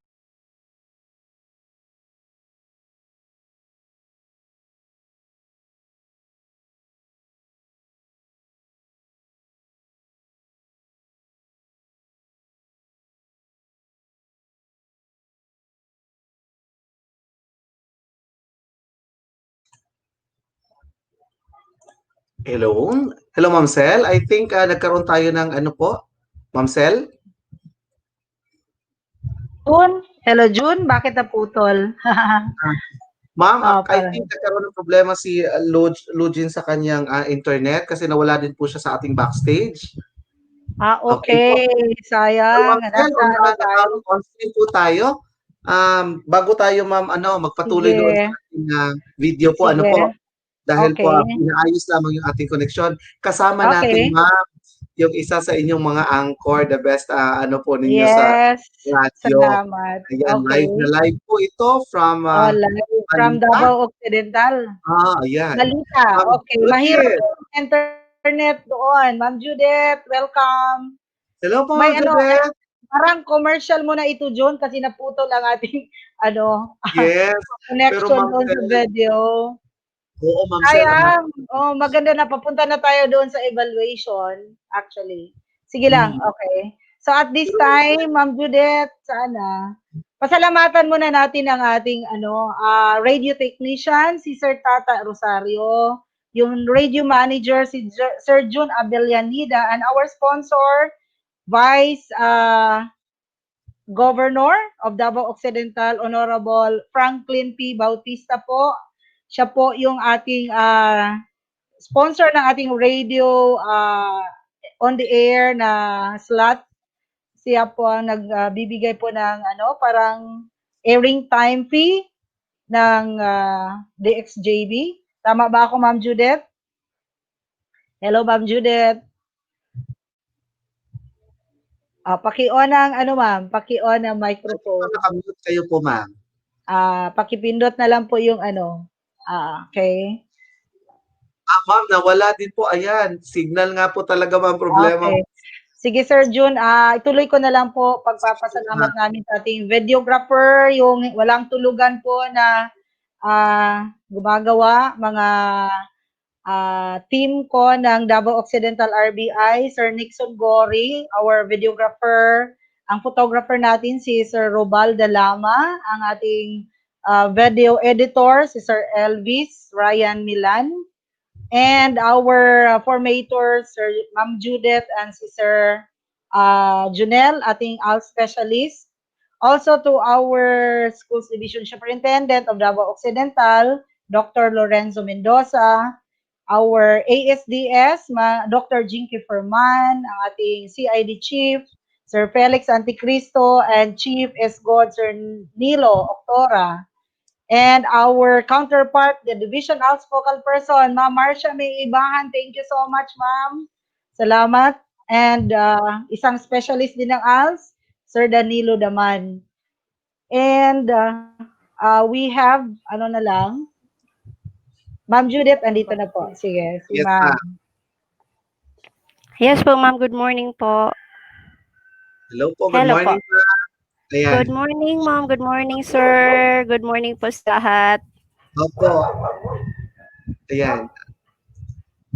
Okay po. So, Ma'am Sel, eto, pasalamatan natin. Congratulations, Ma'am Judith. Napakagaling niyo po doon sa inyong pinakita sa amin.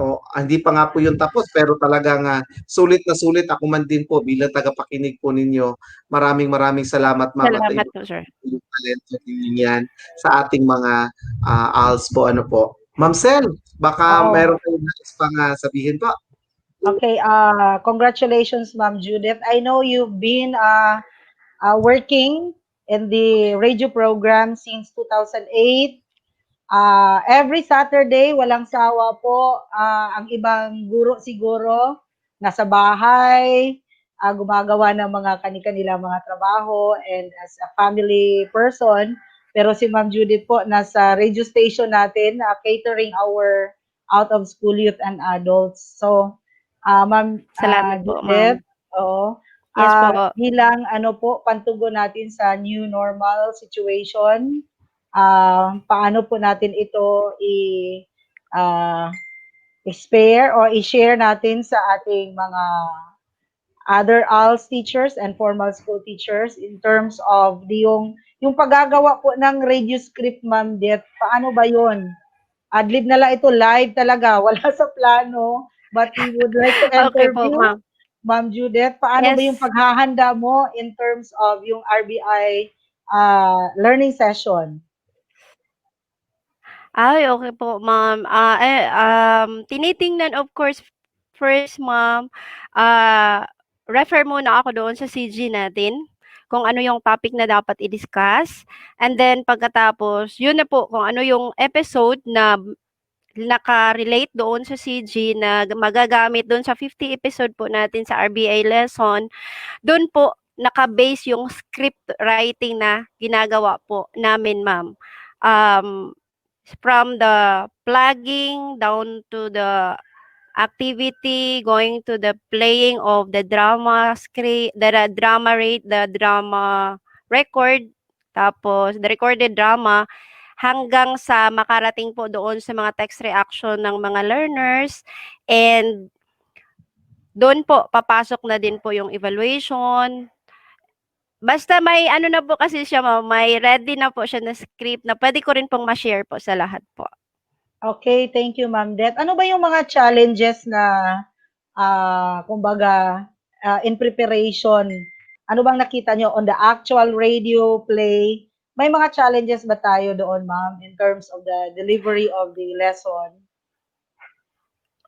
Okay po. In terms of challenges, syempre especially na doon sa technical na minsan during the on air nagkaroon ng brownout, minsan nagkaroon ng technical problems, and then yung mga ganun lang siguro, ma'am, mga simple lang naman po.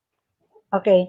Sa palagay mo, Ma'am Det, kaya ng mga teachers natin na kung ikaw ay iimbitahan namin dito sa Region 11 as one of our facilitators in the RBI para po sa paghahanda ng script writing, syempre yung technical, para na yun sa mga technical people. Pero sa teacher po, in terms of both ALS and formal, yung pong paghahanda ng mga lesson scripts at drama scripts, pwede po ba nating, pwede ba kayo namin imbitahan in our training?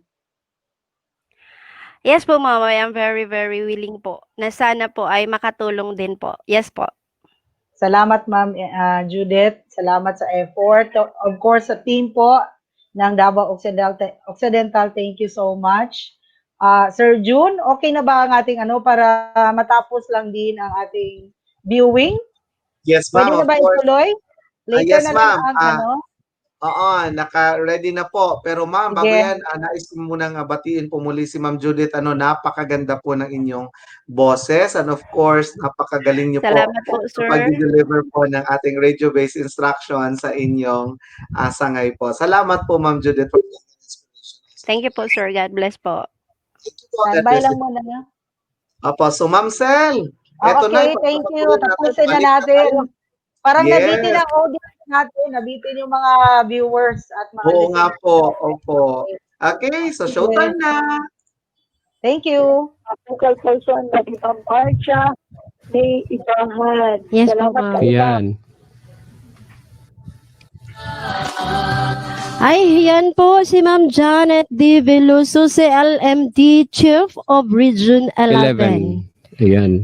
At nagbigay po siya ng mensahe na dapat lahat ng mga out of school na hindi nakapag-aral talagang huwag sumuko, no, sir? Yes, totoo po yan, Ma'am Det, no? Talagang laban nating lahat ito, no? Ayan. So, walang susuko. Sama-sama tayo, tulong-tulong sa pagsulong sa tinatawag natin na edukasyon. Ayan po.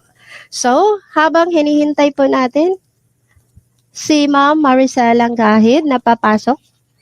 Wala pa? Okay, wala pa. Ayan, so i-prompt po natin, no? Okay.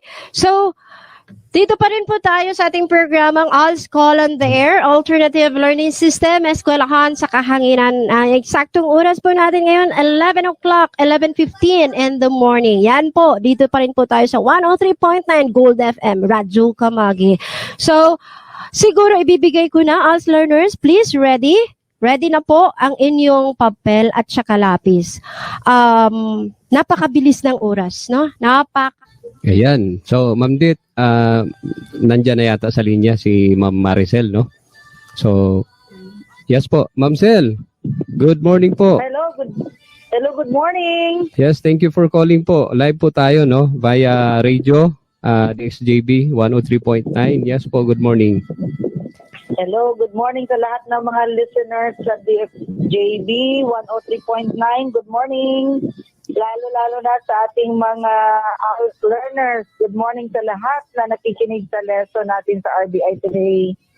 Yes, Sir Junil, thank you. Ma'am Judith and Ma'am Yes May, po. salamat sa pag-imbita na naman dito sa RBI program ng Davao Occidental. Yes po, Ma'am Maricel, you are very welcome po, Ma'am. At alam po namin na may dala po kayong good news para sa lahat po. ALS updates po mula po mismo sa aming focal person sa Region 11, Ma'am. Ma'am Judith, meron tayong maraming dalang magandang balita para sa ating ALS learners. So, uulitin ko po na ang ating enrollment ay extended hanggang July 15, 2020. Okay po. At pwede pa tayo magpa-enroll through online and offline. At ang mga completers po ng elementary, pwede na po magpa-enroll sa grade 7, pwede sa formal, pwede din sa ALS. At yung completer po sa ating junior high, pwede na magpa-enroll sa senior high school. Yung gusto mag-enroll sa private school, pwede din tayo mag-apply ng voucher program subsidized by our DepEd. And ang ating pong mga private school ay willing po na mag-accept ng mga enrollees na ALS completers. Ang ito na lahat ay meron tayong tinatawag na final assessment ngayong September. Wala pa pong date pero tuloy-tuloy na po ang ating accreditation and equivalency test, readiness test para sa elementary and junior high school na nakapag-complete ng school year 2019-2020. Pwede po yung last year na hindi po sa test na kukuha din ngayong September. So, siguraduhin pong makapag-register hanggang August 14 po ang last din ng registration. Diyan sa inyong mga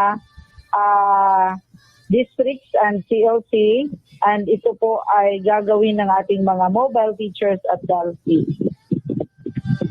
So magandang balita, di po ba Ma'am Judith? Yes po, Ma'am. Yes. Talaga pong good news po para sa lahat. Pwede silang makapag-enroll basta makwa-qualify sa exam. Sino pa ba ang hindi doon?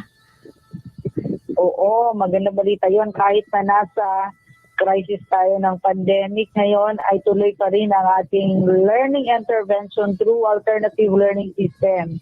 At marami tayong modality, yung tinatawag na blended. Pwede dito sa RBI program, makikinig sila sa kanilang mga bahay, sa trabaho, at tuloy ang kanilang mga ginagawa habang nakikinig ng lessons. At meron din tayong online, sa wala namang internet connection, meron tayong modular na meron namang na-deliver na mga printed modules. Po ba? Sabi ni Ma'am May, ang ating focal person ng Davao Occidental, nakatanggap na po ang alternative learning system ng Davao Occidental. Aming printed modules ng elementary at junior high school level. Kaya salamat po. Ba yun na balita na meron na tayong maraming printed modules? Yes po, marami na po. Kararating lang po, no? So inaasahan natin na ma-deliver ito sa mga districts at CLCs para po magamit na ito sa ating mga learners. Sa ELS. Yes po, Ma'am Sel. Okay, maraming salamat. Yes po, one last question po. Ano po ba yung excited po yung mga ALS implementers and learners po natin? Ano po ba yung pwedeng support na makukuha natin from the regional office, especially yung sa implementation ng ating RBI program and of course ALS program in the Division of Davao Occidental? Okay, so ang regional office through our regional director, Director Evelyn Arpe Calvero, and our regional assistant director, Dr. Maria Ines Asuncion, with the help of my chief na nagiging guest in dito sa RBI natin, Dr. Janet Veloso, ay meron tayong suporta na ibigay sa RBI Davao Occidental, lalong-lalo na ay mag-i-expand tayo, di ba po bukas ang launching ng isa pang RBI program natin sa isang station. Tama po ba? Yes po, yes so, po. Sa ibinigay ng yung superintendent, magbibigay ng suporta ang region. Siguro sa pamamagitan ng mga units ng radio, unit ng mga portable, solar, electronic, di baterya na mga radyo. hopefully po ay mapadali natin ang proseso ng ating proposal at mag-purchase natin yung mga radio na kailangan sa ating mga learner para yung wala pong unit ay magkaroon po ng unit para anytime may airing tayo ng lesson ay makarinig sila sa atin, di ba? Yes po. Neil? Yes po. Maraming salamat, Doxel, sa support. Oo. Nakakatulong ba yung ating suporta dyan sa pagbibigay natin ng radyo unit na para sa learners? Yes po, ma'am. It's really a big help po para po sa lahat. And I'm sure na talagang tuwang-tuwa ngayon ang mga ALS learners na nakikinig po. Oo, abangan na lang natin kung kailan natin maibigay, pero inahanda na natin ang mga dokumento at ang process. Alam mo na for government funds, kailangan talaga nito ang idadaan sa tamang procurement process. Yes po.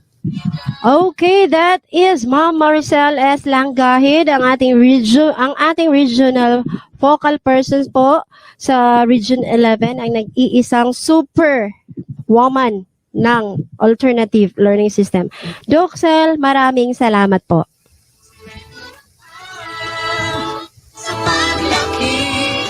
Okay, recap muna natin yung evaluation test for today. ALS learners, number 1, nabanggit at naipaliwanag sa episode na ito ang 10 karapatan ng mga bata. Kaya magbigay ng 5 sa 10 nabanggit. 5 lang ang isulat. Isulat ninyo ito sa papel. And number 2, bakit kailangang protektahan at pangalagaan ang mga bata? Number 3, sa dulang napakinggan, anong mga karapatan ng bata ang nilabag ng kanyang ama? Number 4, gaano kalaki ang papel ng mga magulang para sa kinabukasan ng mga kabataan?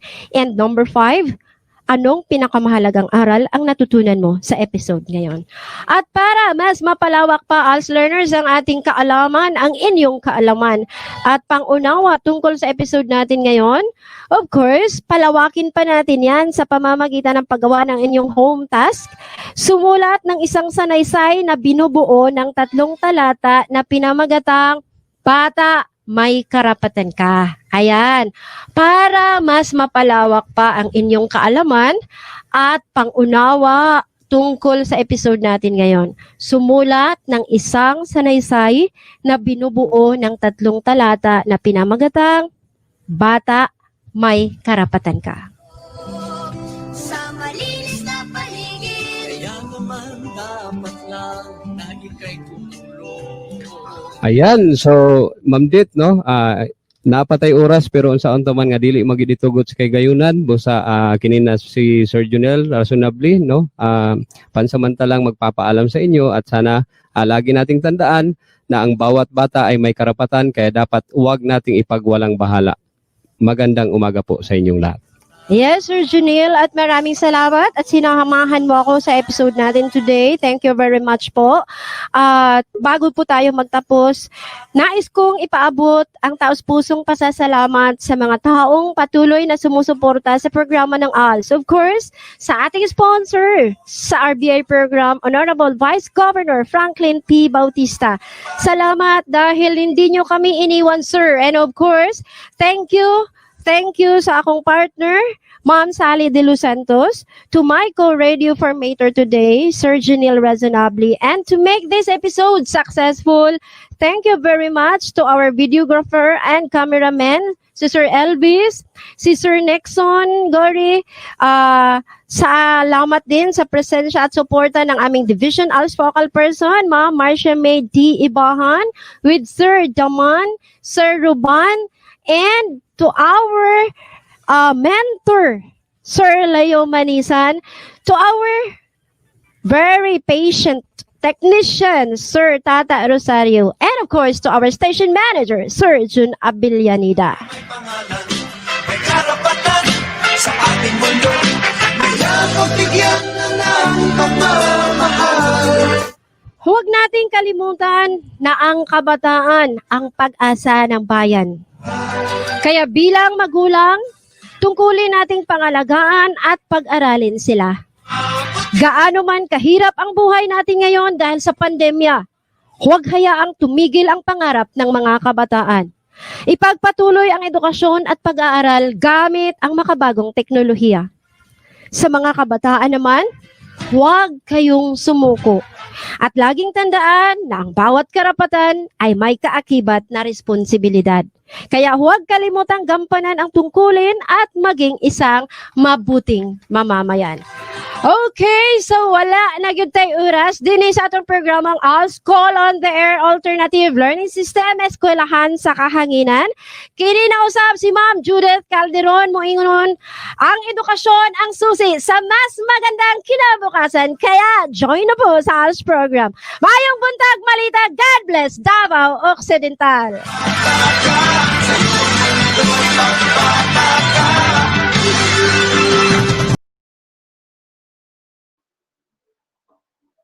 Okay, we're back. Thank you so much. Congratulations, Davao Occidental. Thank you so much, Alternative Learning System. Ma'am Judith, samahan mo muna ako sandali kasi inaayos pa natin, hinahanda pa ang ating next RBI presentation. So, before that, Ma'am Judith, talagang thankful kami dito sa Region Office 11 through the Curriculum and Learning Management Division with the our Chief Dr. Veloso. Salamat po sa lahat sa magandang programa sa RBI. While waiting po sa next na episode, may ano muna tayo kay Ma'am Judith sandali kasi siya talaga ang star at si Sir Jonel, star for all season ngayon. Sana tularan ito ng lahat ng ating mga formal teacher and also our teachers para po ma-continue natin part of our LCP in the Region 11 and of course in DepEd to continue the access of basic education through this modality. Nakakatulong ang radio-based. Ma'am, ito na lang po ang tanong. Sa ilang taon ka na ba nag-run ng RBI program ng ALS? Para po malalaman ng audience natin at yung mga participants. Okay po, ma'am. Nag-start po tayo mag-launch noong November 2008. So, Okay. mag-12 years po tayo ngayong November 2020 po, ma'am. Wow, sobra na sa dekada, ma'am, yung ano mo. So, talagang Yes passion po. na talaga ito. Hindi na ito work kasi kung work, iniisip mo Sabado, nandito ka sa radio station, di ba? At saka yung Yes preparation po, po, ma'am. maliban po sa Monday to Friday na face-to-face, ma'am, after po ba maririnig ng mga learners ang lesson through radio-based, o ano po yung ating follow-up Opo. intervention with them? Okay po. Every week po during sa schedule, sa weekly session schedule sa CLC, ma'am, doon po kinokolekta lahat yung mga responses nila, ma'am. Yun po. And then magkakaroon din kami ng monthly quiz based doon po sa mga napakinggan na mga RBI episode. Ganun po siya, Okay. ma'am. So, paano natin matatrack ang learner's progress in terms of yung pinibigay natin na lesson? Meron pa ba tayong ibang hinahanda na structured lesson in the face-to-face? Kasi ang Yes tinitingnan po, natin dito ma'am. yung Yes blended po. learning. Opo. Yes po. Hindi lang kasi once na enrolled sila sa RBI program, at the same time, dahil A&E learners na po sila, may face-to-face din po talaga, ma'am. Once a week, or minsan yung iba twice, once in 2 weeks, ganun. Kailangan po talagang magkita po. Mix na siya, blended po. Yung sinabi po natin blended na matagal na pong ginagawa talaga ng ALS implementers, naka-modular tayo, may face-to-face, may RBI, may e-learning, may one-on-one tutorial, may mga ganun po tayo simula noon hanggang ngayon. Nagkaroon ng pandemic po. Okay, so Ma'am Judith, hindi kayo naninibago sa new normal kasi itong ginagawa nating blended ngayon na pinapakita ay talagang ginagawa na natin matagal na. Yes Tama po, ba, ma'am. ma'am? Opo. Okay. So And then, sa ma'am, may good news po kasi ako na sabihin po sa inyo that tomorrow, that is Friday, magkakaroon na po ng isang anak extension yung ating RBI program Malita North District, Division of Davao Occidental. Ang I'll Call on the Air. I-open po namin tomorrow, 10:30 to 12 sa radyo natin, 105.5 FM po. Mag-start na yung extension ng RBI program. So, ibig sabihin, yung RBI program ng Malita North District na dati nagsimula pa Davao del Sur Division, ngayon Davao Occidental Division, ay maging dalawa na po siya. Magkaroon na po siya ng 2 time slot. That is Friday sa radyo natin 105.5 and then sa DXJB 103.9 every Saturday.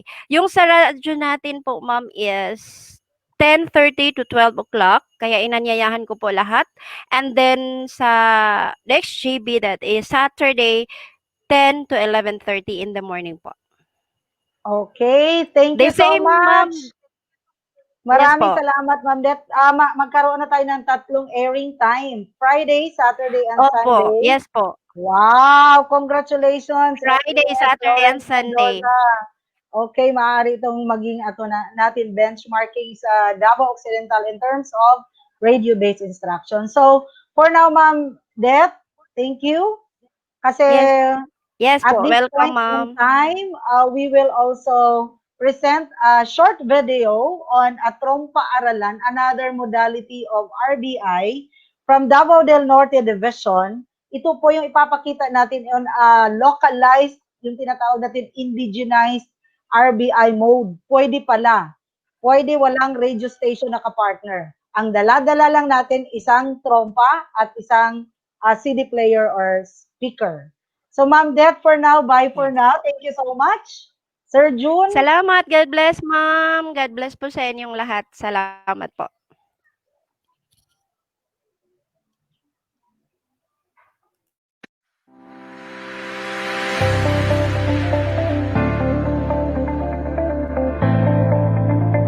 Alternative Learning System, Trumpa, Aralan, Radio-Based Instruction at pinamuno sa Isidro, Davao del Norte. The new structured style of education was launched last July 2, 2011. This ignites our out-of-school youth to enroll in ALS program because they consider this initiative as something new and unique mode of delivery. Mayong buntag sa natong dalan, mga kaigsunan ko o mga learners dinhi sa barangay Pinamuno. Anihan ang staff ang Every Monday, Wednesday, and Friday at 6 o'clock in the morning, the ALS implementer air the lessons. ang episode karong buntaka, nag-uluman. Droga, salot sa lipunan.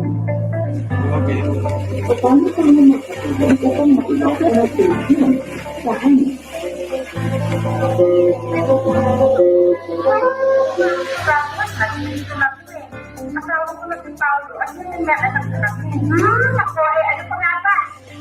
The learners can listen the lesson while in the farm.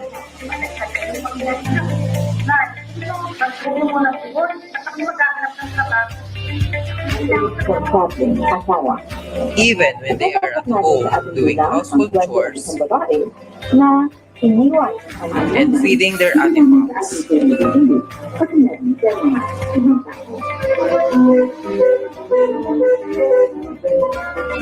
Lahat ng mga karapatan ng lalaki ay ganun din ang kanyang pag-ibig lang ang legal na paghihiwalay. Ganun pa? Ano ang mga pamilya? Nakatagal ko na rin pinag-iisip ko yung sinabi mo. Kanilong sa tawas ko. Halika, dito ka sa sala. Doing laundry while learning. Hindi ko alam ang nangyayari sa inyo. Ha? Mayong buntag, mga kaigalaan ko at mga learners dinhi sa barangay Pinamuno. Anihan ang staff ang alternative learning system sa The whole community can benefit this program, especially nowadays that we are facing in the new normal. sa pagpaminaw sa paaralan.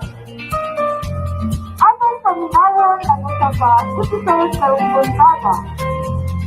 Ang titulo, Droga, Salot sa Lipunan.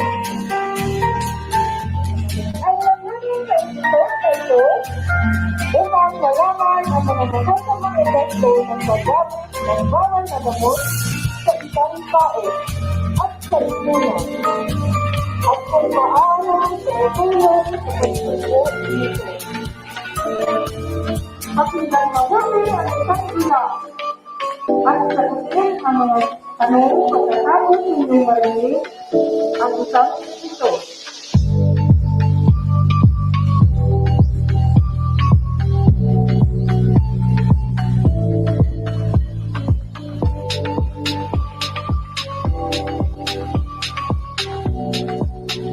Episode 20.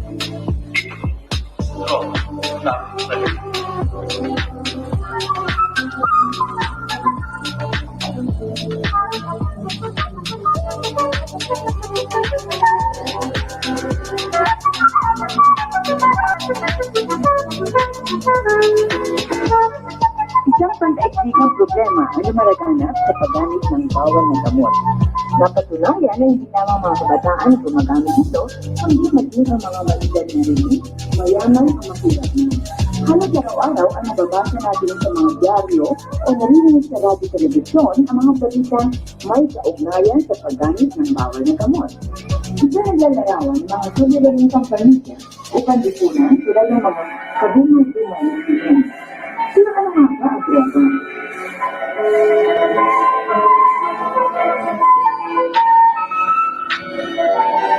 Ang droga ay isang uri ng sustansyang kemikal na nakaka-apekto sa tao. Ang epekto nito ay maaaring sa pisikal, emosyonal o mental na makalaman ng tao. Nagiging mapangalib ang droga kapag ito pinaabuso o ginagamit ng natin doon sa itinakda ng doktor. Kapag nagtagal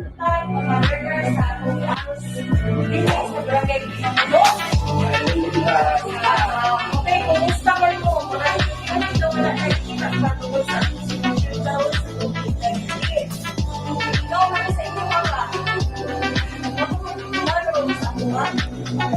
Face-to-face learning with social distancing, proper hand washing, and wearing face mask in every Friday.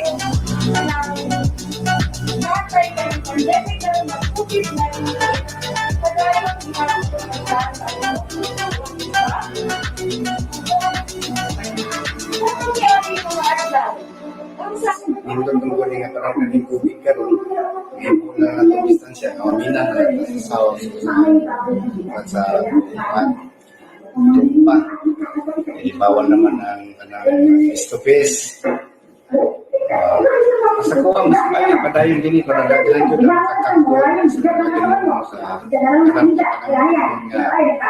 ang edukasyon mo na po kayong hatag na kumawag sa makakakuntag kung sa'yo mayo at sa'yo hindi mayo. Kanaginan inong bitaw nga may natatrabaho pero wala yung seminar. Kinahanglan nga kaging tayo eskwela para doon na tayo sukaranan sa mga pagkakas. Na mas maraming kapten sa pagkapinamono 100% masuporta sa arts sa mga barangay.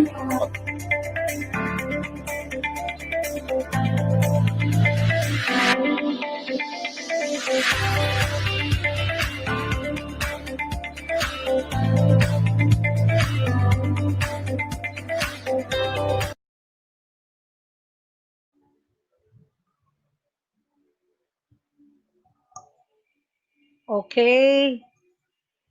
Okay, we're back. Thank you and congratulations.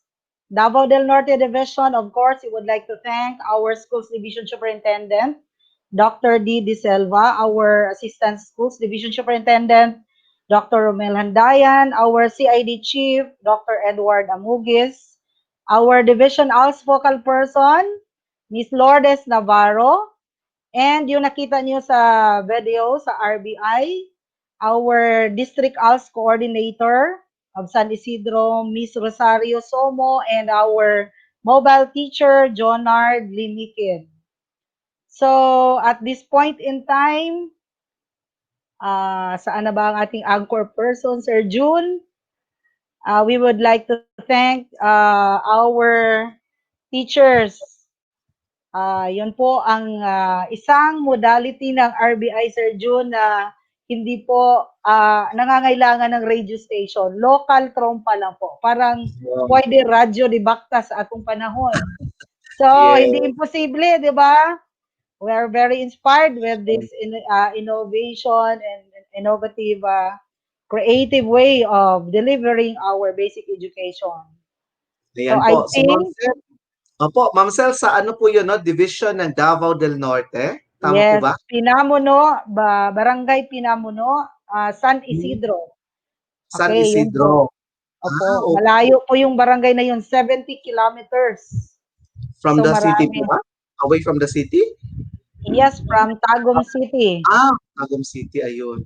Okay po. So Opo. talaga posible po talaga ma'am, no? Dahil doon sa ating mga, of course, very creative din ng ating mga kaguruan dahil nga po talagang hindi po nila pinipigilan na maputol po yung pag-aaral ng ating mga learners.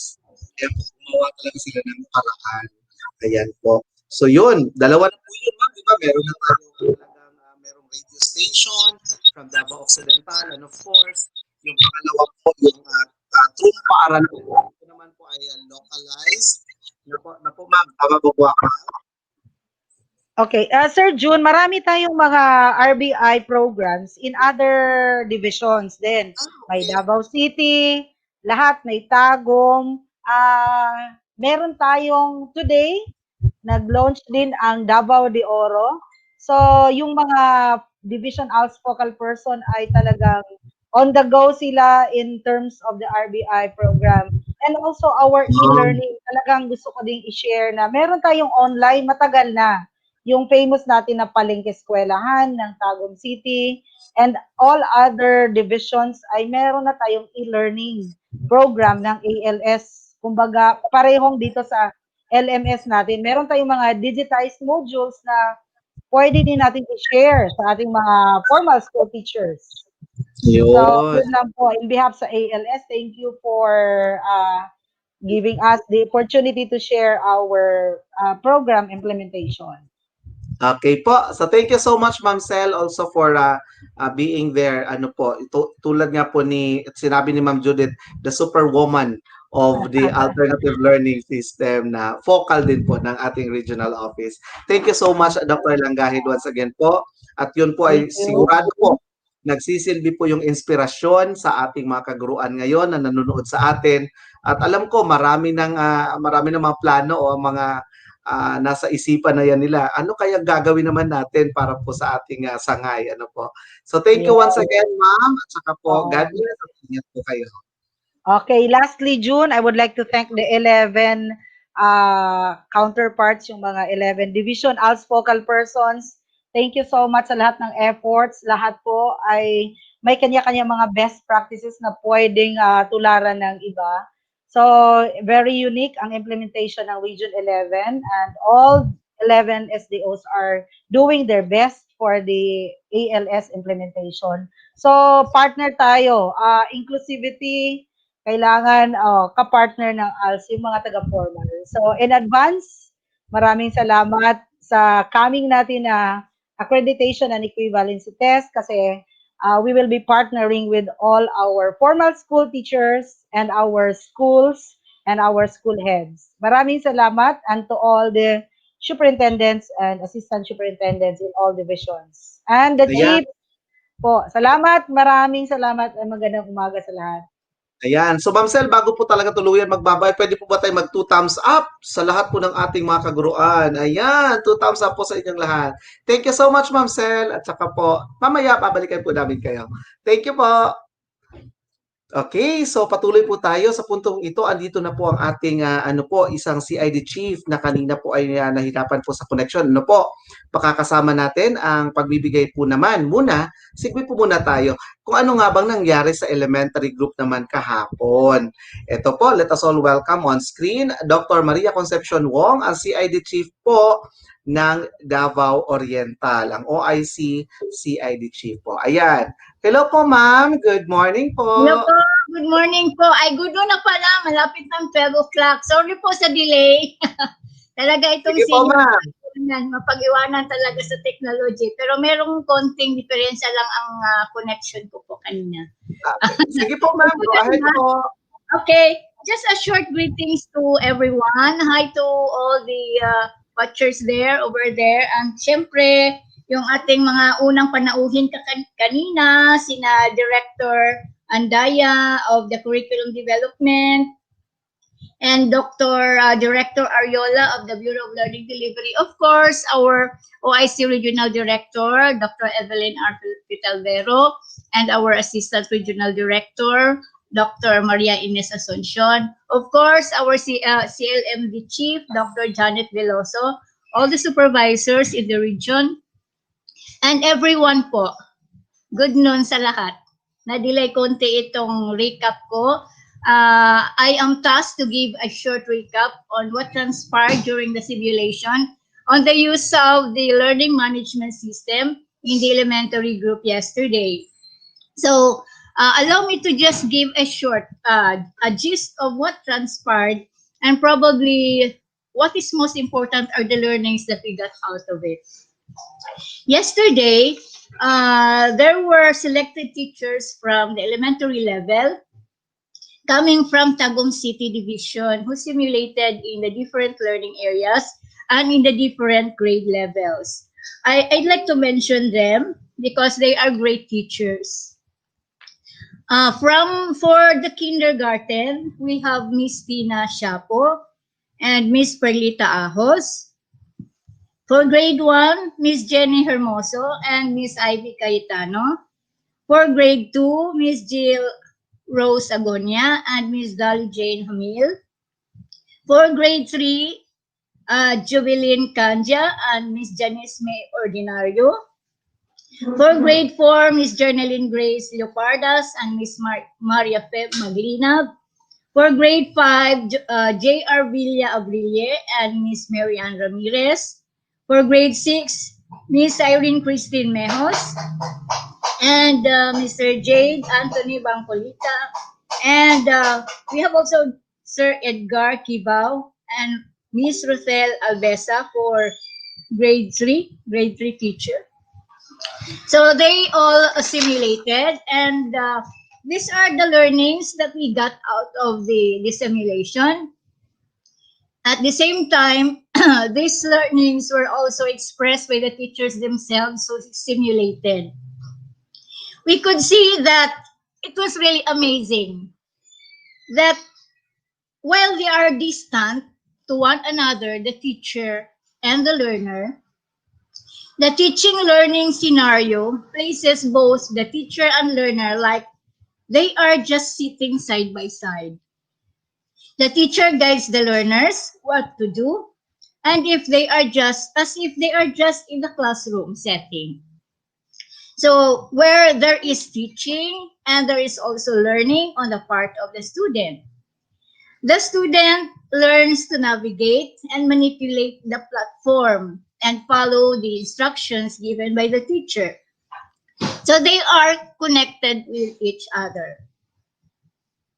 In here, still the teacher follows the lesson exemplar or the parts of the lesson, where the parts of the lesson are still being carried out, allowing the students to still experience their preliminary activities, the review, the drill, the conduct of the developmental activities, the lesson proper, the analysis, the abstraction, application, evaluation, and even down to the giving of the assignment. So every part of the lesson is still being tackled and carried out, experienced by the students, making a wholesome teaching learning situation like in a normal classroom setting, which is very much important. Students learn in a sequential manner because the teacher follows the lesson plan, even if this is online. So the teacher also uses interactive videos, which the students interact with the teacher as the lesson proceeds. And right there and then, the teacher helps the student having difficulty because the teacher will readily see where the student's difficulty lies. So there is really teaching, and the student learns how to do it. It makes the teacher easier because the learning materials to use are readily available in the LMS, in the system, which serves as a repository of the learning materials to use so that it makes the work lighter and easier for both the teacher and the student. Now, since it makes use of the computer or the gadgets, students enjoy very much because they love to navigate and they explore the platform. We know naman na mga younger ones ngayon, mahilig talaga sa gadgets. So, at the same time, they enjoy and they learn. And the students would readily know their grades that they will see in their screen. And they are motivated to learn more and they will know their schedule of submission of their assignments so that it is readily seen in their screen. Now, in general, it has a lot of advantages, the LMS. At the same time, especially in this pandemic time, except if the connection of internet fails kasi online po ito. So, dito lang medyo meron tayong kalaban kung hindi stable yung ating connection. And it can be easily learned not only by the younger ones, but also the ones young, like me. So, although medyo nahihirapan yung mga senior natin, pero naka-learn pa rin. We are also learning and it can be easily learned. So, the use of the learning management system is really very helpful for this time and makes the work easier for the teacher and the students. The connection between the teacher and the students still exists and that they will not be dormant, but education still continues. So, in that simulation yesterday, it ended up very good and there was open forum and the questions were answered readily by the concerned TPS and there was Dr. Veloso over there also gave her closing and some questions were answered. And I think that's all for my recap, very short, but that was very important. Thank you very much. Happy morning to everyone.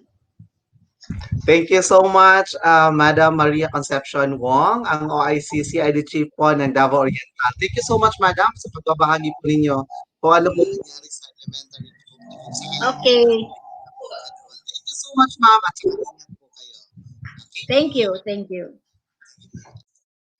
Okay, so sa puntong ito, magpapatuloy po tayo sa paglalabas ng ating mga yung pagpapakita po kung ano yung meron tayo sa buong rehiyon. Kanina po naipakita natin yung tinatawag nating RBI na kung saan ang namiminuno po dito ay yung ating mga alternative learning system na team. Ano po?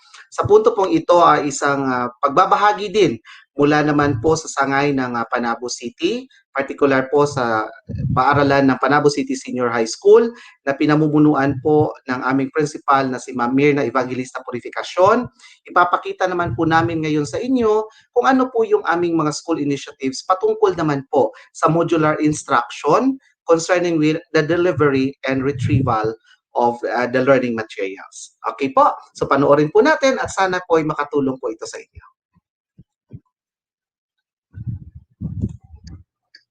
This is Panabo City Senior High School, the only standalone senior high school in the division of Panabo City and province of Davao del Norte. PCSHS developed 3 delivery and retrieval scheme for its modular learning modality. First, the PCSHS Learning Hub, an accessible center for learning, is strategically situated in partnered barangays, offices, or establishments which serve as the venue of delivery, distribution, and retrieval of learning materials for learners, and being monitored by authorized school personnel. Second, the PCSHS I Teach Module Panda, A community-oriented school initiative access in which authorized volunteers deliver learning materials directly to assigned households or barangays and being monitored by authorized school personnel. And the third, PCSHS Express. School-based pickup service initiative accessible to parents and guardians, where they can get learning materials of their students without hassle, also monitored by authorized school personnel. Furthermore, Panabo City Senior High School also developed security feature for its PCSHS activity sheets and learning modules, which will be embedded with unique QR code. QR code data will include the following: learner's complete name, LRN or the learner's reference number. Third is the grade and section. Fourth, the parent or guardian's contact number. And the fifth is the PCSHS official website link. This is clickable and directly connects to the website, which signifies the worksheet or module is successfully delivered or claimed by parents or guardians or the students. A glimpse of Panabo City Senior High School delivery and retrieval scheme for modular learning modality.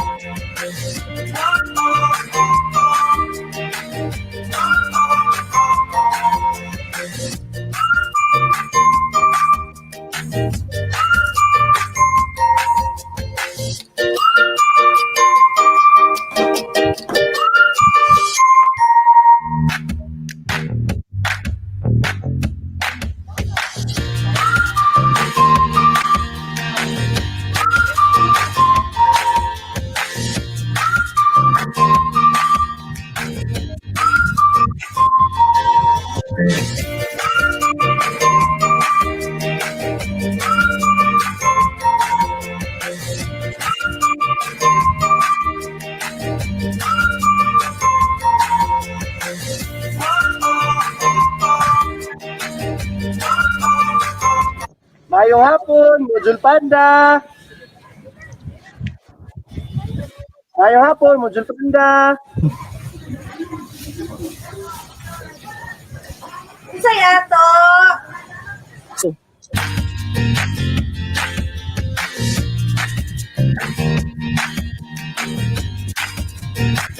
Hapon, ma'am. Mag-deliver ko module, ma'am.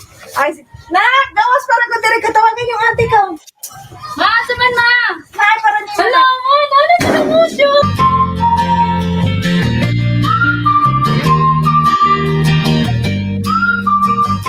Ayo, ayo. Te, May hapon, ma'am. O, dayon, ma'am. Dali, ma'am. Dayon, lingkod sa ma'am. Lingkod. Ay, salamat eh. Ma'am, nakadawat na mo sa inyong module. Nakadawat na, ma'am. Atong niaging si Mana. Mayo. Di ay ma'am, pinadawat na. Naaday ko din ma'am, kaya ron. Ikapon ako sa mga worksheet. Nag-comply sa inyong anak. Okay. Nanami na uman, ma'am. Gamay. Sa sunod si Mana na po dan uban, ma'am. Pwede. Nak, ihatag sa nato ng worksheet na nakumani mo na. Narama si ma'am. Ma'am, katuha po ba yan, ma'am? Okay na, salamat ha.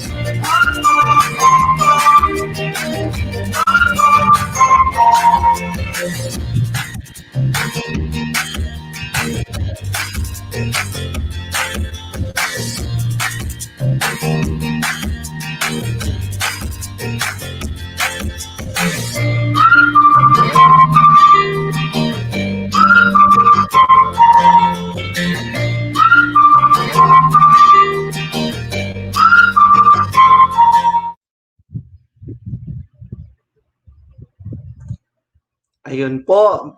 Thank you so much po sa pagkakataon na maibahagi namin yun. And of course, maraming salamat po. Nais kong kunin ang pagkakataong ito na magpasalamat din po sa aming Schools Division Superintendent na si Dr. Reynante A. Solitario. Kasama po ang aming Assistant Schools Division Superintendent, Dr. Rebecca Casasagot. And of course, sa amin pong CID Chief, Sir Januario Iyamota.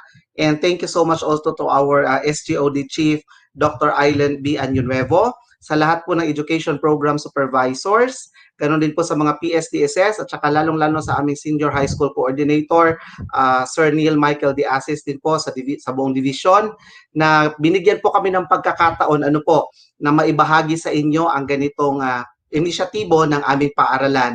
At sa lahat po, mula po sa lahat ng mga kaguruan ng Panabo City Senior High School, sa pangunguna po ng aming punong guro na si Madam Mirna Evangelista Purificacion, muli po, salamat po sa DepEd Regional Office 11, kay Dr. Evelyn Arfi Talvero, at saka po kay Madam Ines Asuncion, ganon din po sa ating CLMD Chief sa pagbibigay po sa amin ng pagkakataong maibahagi ang ganitong inisyatibo po ng aming dibisyon, ng aming paaralan.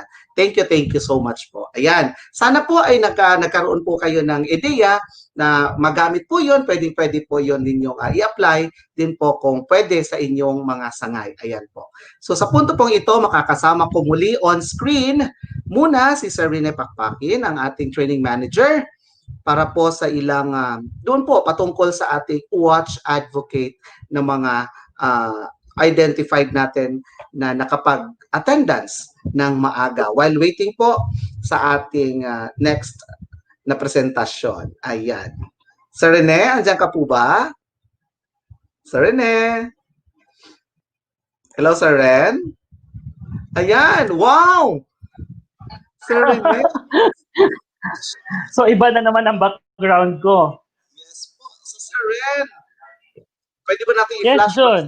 once again yung ating mga watch awardees para po at least Yes. Sige po, Sir Rene. I think ready na rin po ang ating next presentation. Sige po. Okay. So, ito ang mga awardee natin kahapon, no? Kahapon ng umaga, John. Para at least makita ng kanilang schools division office na sila yung mas maaga na dumating sa or mas maaga na nag-respond sa ating attendance. So, Yes. i-scroll ko para at least makikita nila. Yeah, sige po. Ifo-full natin, sir, ano? Ayan. Sige, So, ibig sir. sabihin, mm, ibig sabihin, lahat talaga sila ay recorded. No? Recorded, hindi nasasayang ang kanilang pag-click sa attendance kasi naka-record talaga. So, binibigyan natin ng halaga ang kanilang pag-respond sa ating attendance. Ito, John, para sa hapon naman, kahapon, ito. Yes. So, Yan scroll naman po natin yung pababa para at kahapon. least makita ang kanilang pangalan. Kahapon sa Opo. hapon. Okay. So, ngayon, John, ngayong umaga, mayroon tayong natala na 1,700 na attendees. Ito, nakita mo? Sige po, sir. Sa umaga Kilakihan po lang ngayon. natin. So, Ayun, 1,723. 1,723. So, ang may pinakamaraming attendees ay from Davao City na may 572. Wow, sige, Followed sir. by Davao Oriental. Davao Oriental na may 220. So, yon. Ayun. Okay, so thank you so much, Sir Rene. Ano po? Ayan. So, kitang-kita po talaga na ang atin naman pong training management ay nagtatala din po ng ating mga necessary na mga datos na kung saan ito ay magiging basihan din po namin kung paano po kayo nakapag-respond sa ating webinar. Okay, so Sir Rene, ready na po ang ating CLMD para sa kanyang presentation. So, Sir Ren, ipakilala mo muli sa atin on screen. I-welcome natin. Go ahead, Sir Rene. Okay, so i-welcome natin ang ating pinakamaganda, pinakamatalino na Curriculum Learning Management Division Chief Education Supervisor ng Region 11, Dr. Janet G. Veloso. Ayan, hello po, Ma'am Jan. Ma'am, nakamute po yun, ma'am. Hindi po pa namin kayo mamarinig. Ay, naka-mute pala. Okay. I'm back. Yes. Sige po, ma'am. Kamusta So, Ma'am na Jan, lahat? okay lang po. Yes. So, Ma'am Jan, ngayon po meron kayong additional pa namin mga inputs patungkol sa ating mga learning modalities. Ano po? So, Ma'am Jan, go ahead po.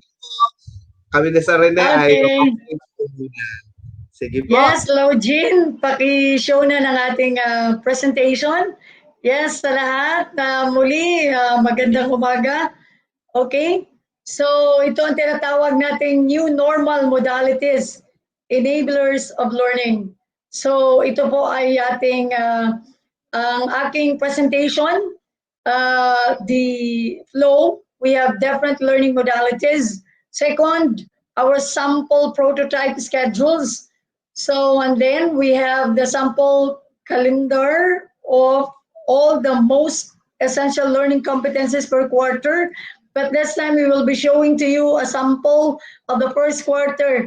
So if we are going to plan it out somehow, this will help our teachers and our implementers to be able to deliver the curriculum well. And then our way forward, I'm always looking at it that there will always be something that we need to continue, not only today, but also the remaining months that we will be having our most essential learning competencies for school year 2021. Next slide, Login. Yes, so we have first our, of course, our face-to-face, shall we say, the most important for us before the usual business we have, that it is about the face-to-face simulation, or shall we say interaction between the learners and a teacher.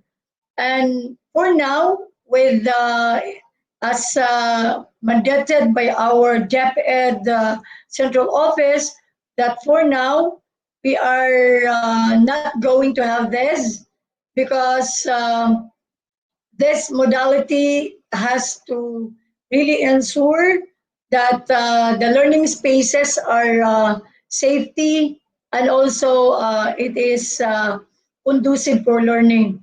So we need to have to consider local and national protocols. And so with this, we're not we will not be using momentarily the face-to-face modality. Next to that, Login. So we'll move to the next, Login. Our modular printed learning modules. Okay? So, the printed learning modules, as we all know, ito yung tinatawag nating self-learning modules.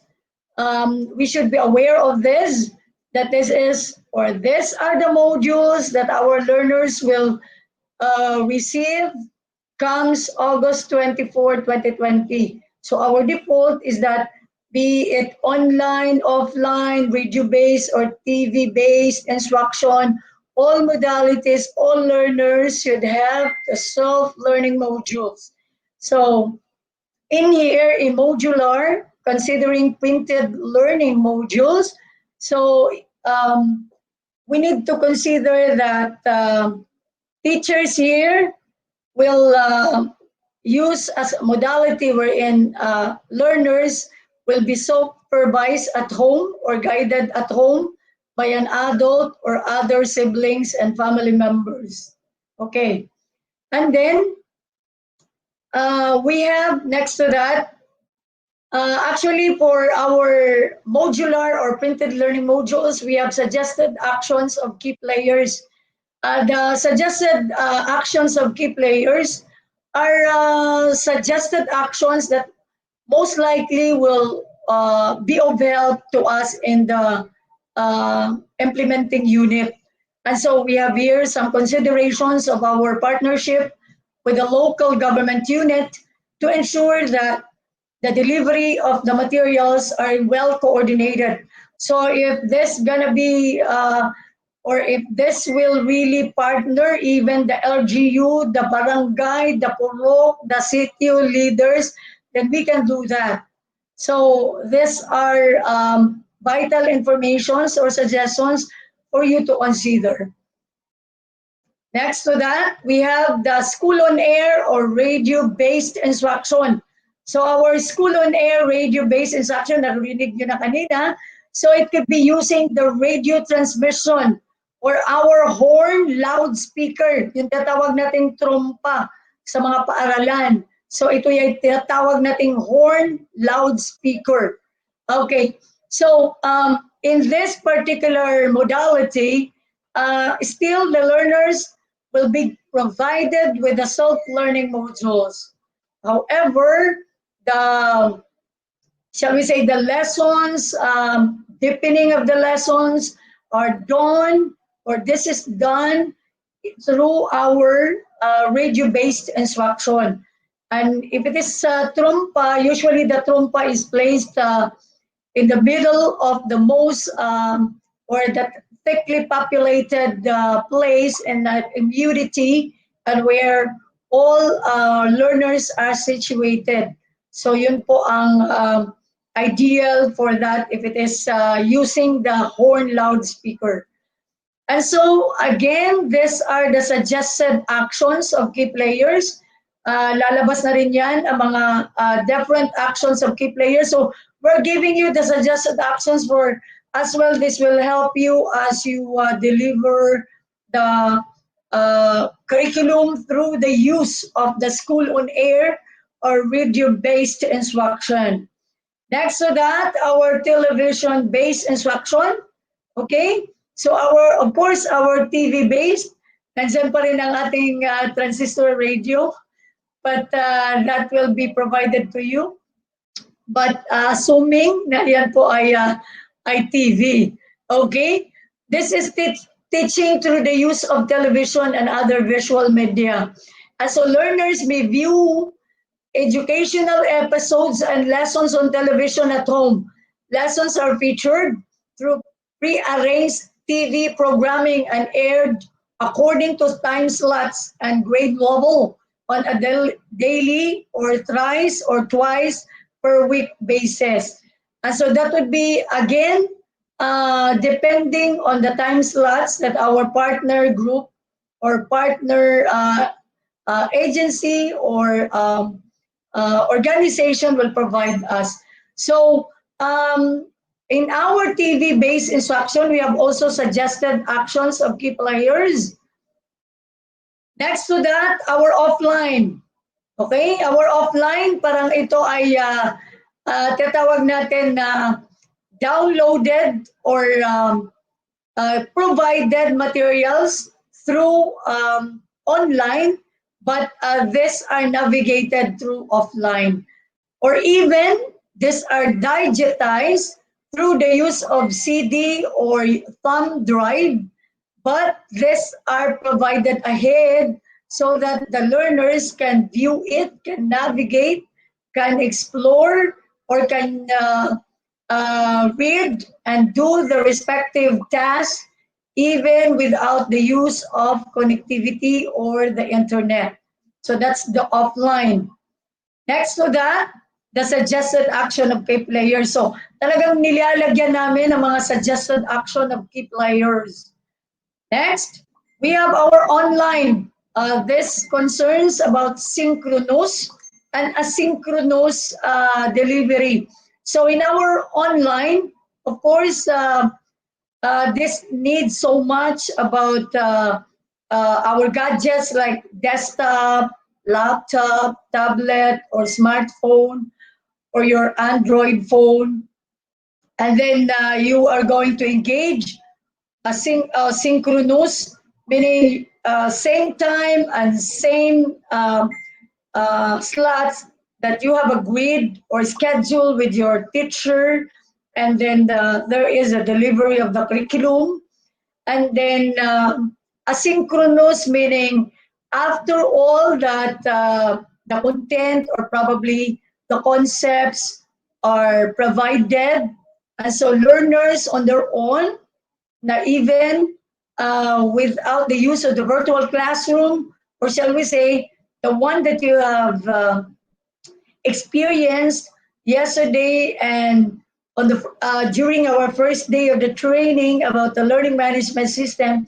So this would be the time wherein learners interact with the teacher virtually, or even do their respective tasks, even not, or shall we say, in a asynchronous way, wherein the learners can do their tasks, even the teachers are not virtually present. So with that, learners, or in the asynchronous experience, these are assignments given to the learners, or even recorded activities and videos or slides or emails or instructions on in the respective group chats or chat rooms. And so all these things, when learners explore on their own, that's the time that they're doing in a synchronous way. So again, we have the suggested actions of key players. So these are vital suggestions for you to do at your level. Next to that, we have the blended remote learning, wherein in the blended remote learning, we have, of course, a combination of the modalities cited in the face-to-face, or probably our modular, our TV-based, our radio-based instruction, or even our offline and online. So depending on the choice of the parents or the learners.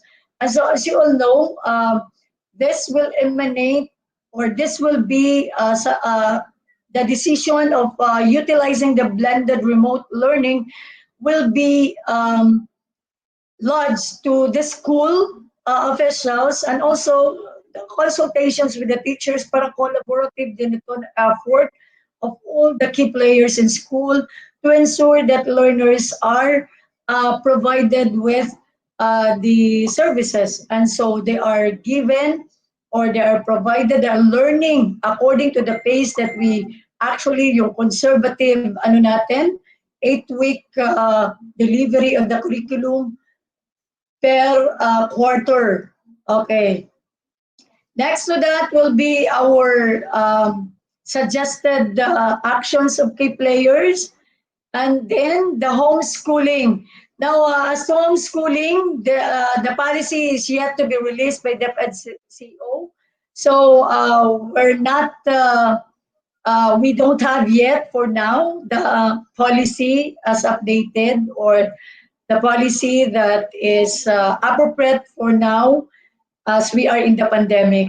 So we'll just wait for that, and eventually we will provide all the uh, different field offices for this policy on homeschooling. Next, we have the sample prototype template. These are sample or this, I will be showing to you some sample prototype templates of which will help us on how we're going to do about listing of recipients of self-learning modules. How do we do that?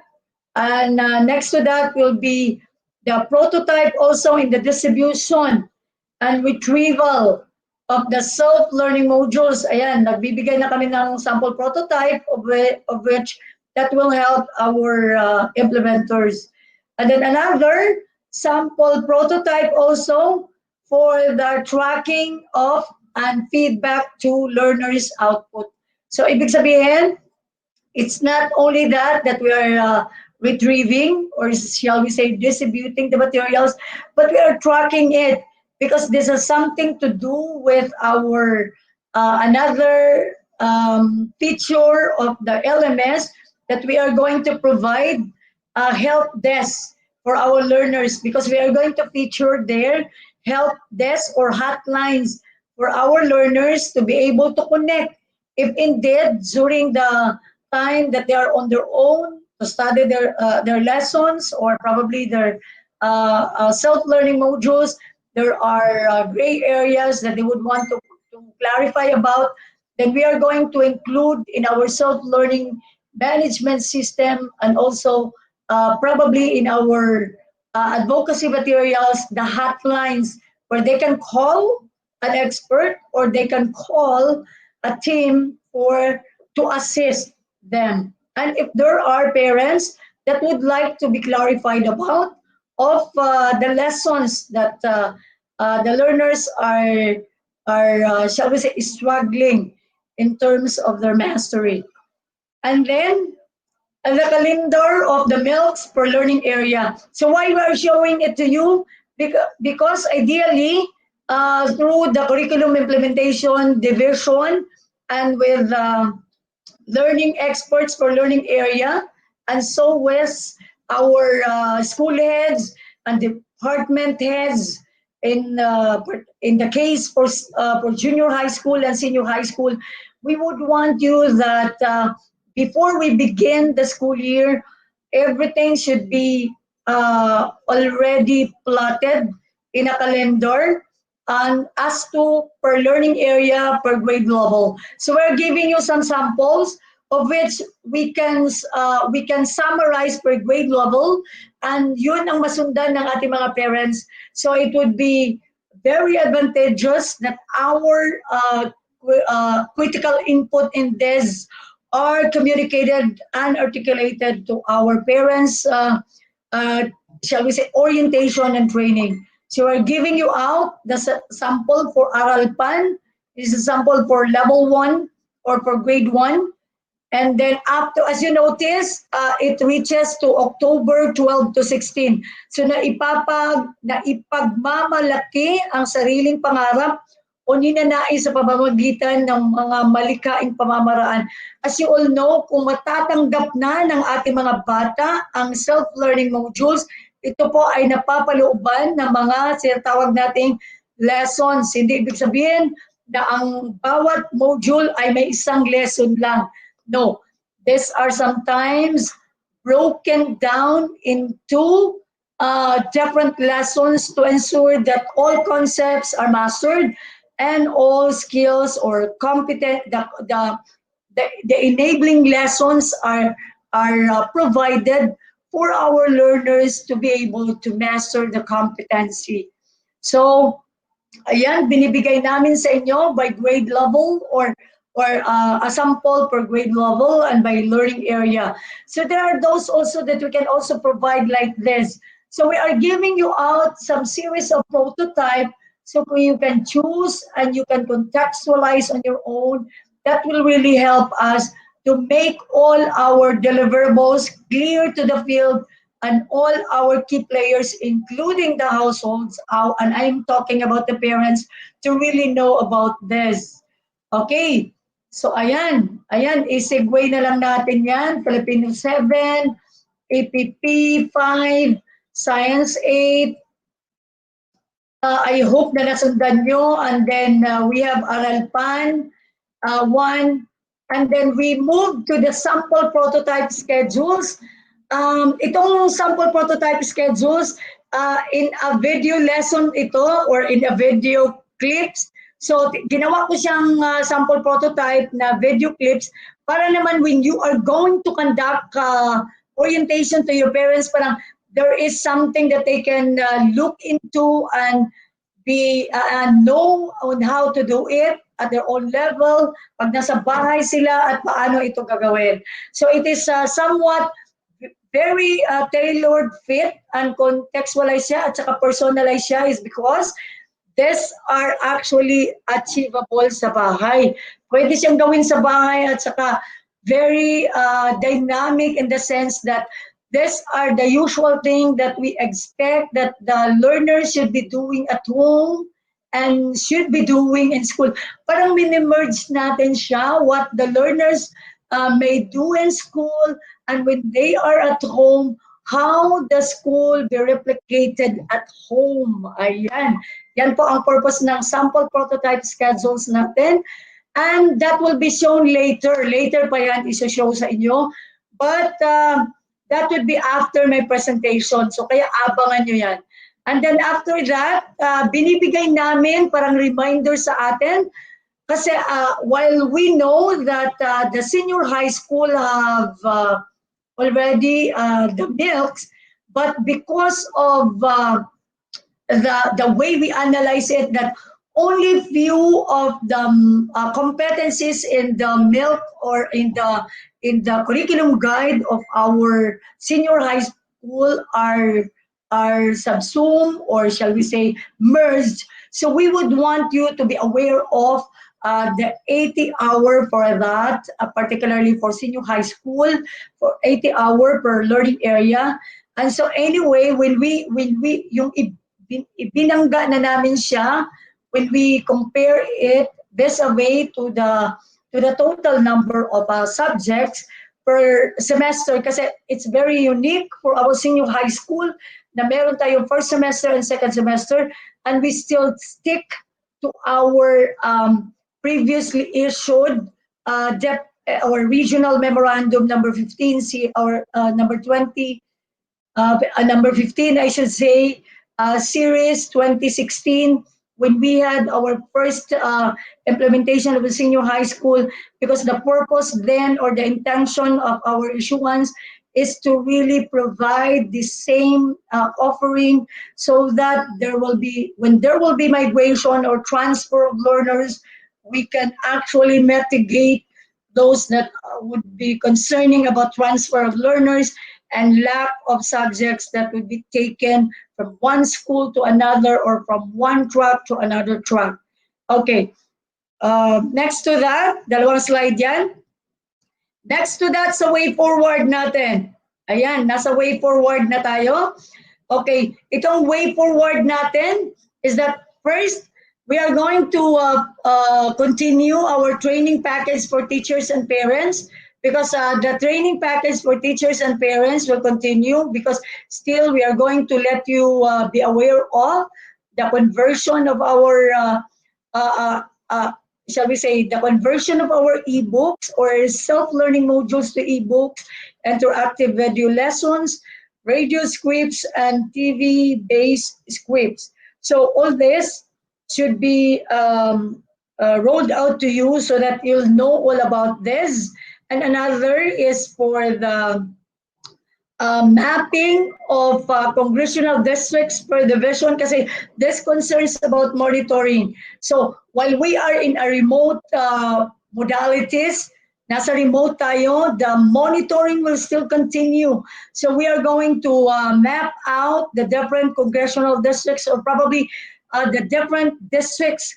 Pwede nyo ring gawin or pwede ring by division or by schools. So ito ang suggestions namin. Nagagawa tayo ng ganito para makita talaga. Can you show the map now, Lugin? About the map of sample nito is District 1 of Davao del Norte. So at a glance, makita natin ano po ang offering or ano ang makikita natin na modalities per school.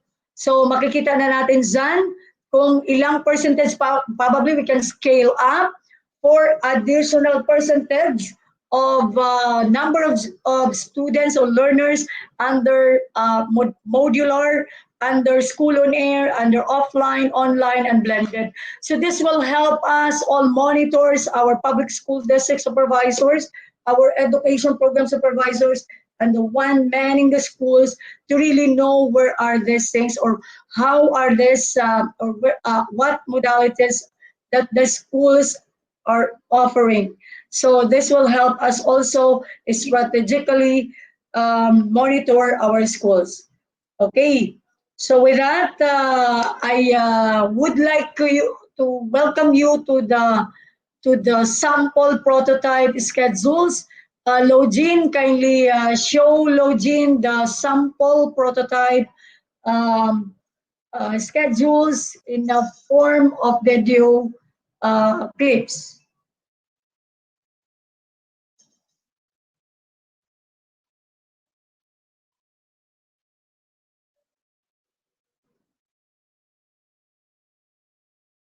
Sample home, online instructional plan.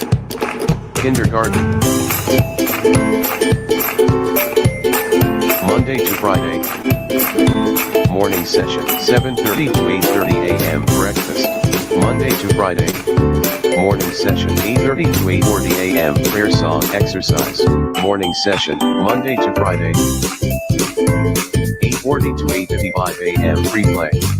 Monday to Thursday. Morning session, 8:55 to 9:25 a.m. Thursday, socio-emotional.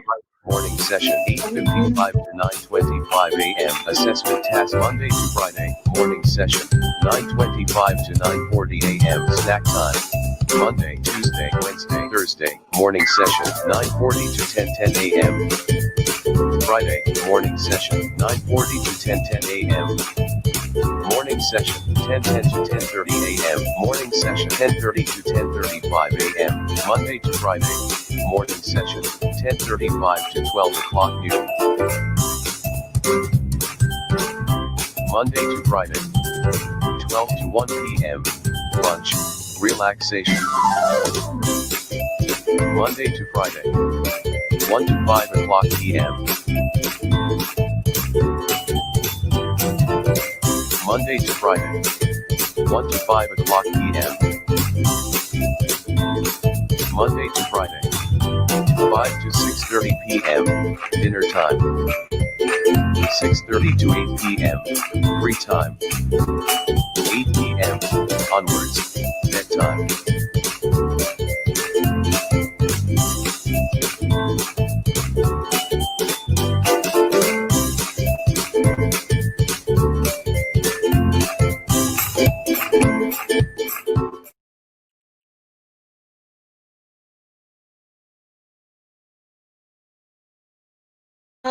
I believe that I have delivered to you. Actually, we have sample prototype for kindergarten and we have also for grades 1 and 2. Meron pa ba, Login? Baka maipakita natin na grades 1 and 2 kasi in here for grades 1 to 3, the teaching is explicit. So we have some will say some recommendations on how these things be done at home. So, Login, pwede pa natin may ipakita ang grades 1 and 2? Kasi naka-separate clips yon. Yes, ma'am. Lugin is just preparing the presentation po, ma'am. Okay, so ma'am, you know, yung nakita natin kanina is talagang very creative din na pagkakaayos ng oras ng bata, ano po. So talagang meron siyang enough time to sleep, enough time para maglaro, at saka enough time din para makapag-bonding ang pamilya. And of course, yung pinakamahalaga doon yung matuto siya.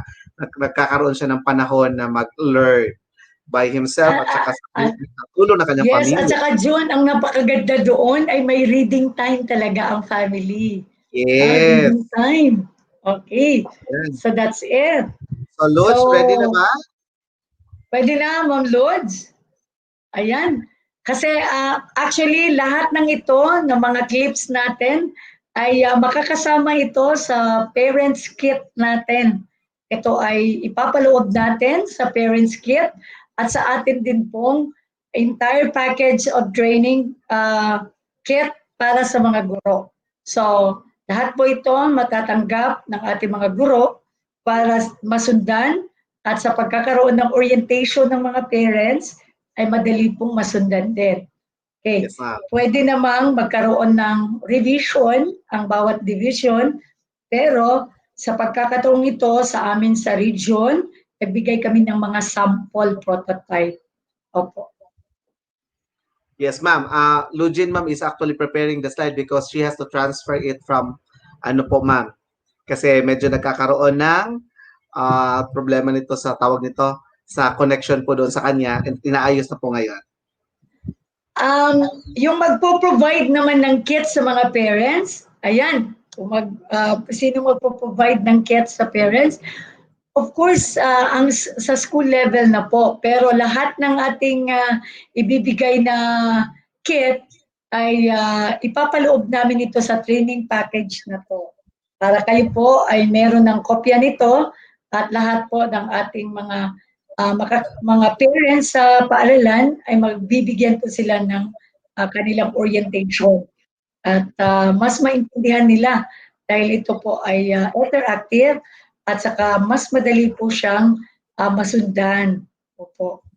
Ginawa namin yun na interactive kasi pag i-play din yun sa bahay, maintindihan ni bata, ganun pala ang aking gagawin. So, medyo ito po ay nakakatulong. Parang hindi po siya parang stressful pagdating naman sa ating mga bata. Okay. So, ready na ba si Lugin? O siguro kung pwede nating ma-play siya habang nagkakaroon tayo ng lunch. Baka pwede ganun, Sir June. Okay. Okay na daw, ma'am. Okay na. O sige, Login, take it away. Yan ang controller namin. Ayan po.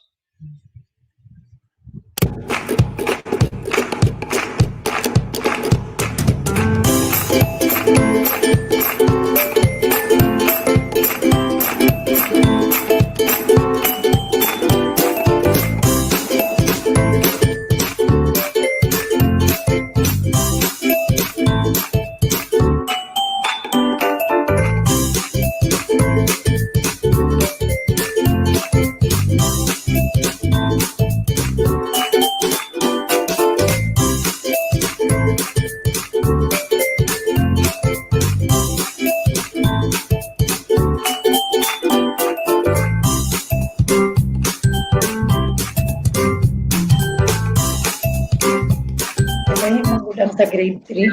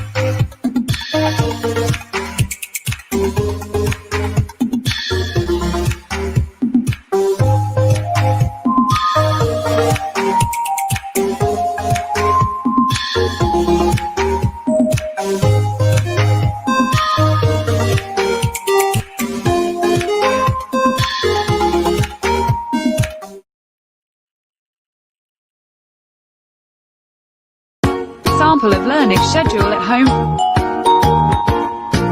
from grades 7 to 10. 7 o'clock to 8 a.m. breakfast, from 8 o'clock to 8:15 a.m. the prayer, C for advisory, announcement class, every Monday. 8:15 to 9:15 a.m. TLE, special curricular programs. From Tuesday to Thursday, 8:15 to 9:15 a.m. Filipino. Every Friday, 8:15 to 9:15 a.m. TLE, special curricular programs. Every Monday, 9:15 to 10:15 a.m. TLE, special curricular programs.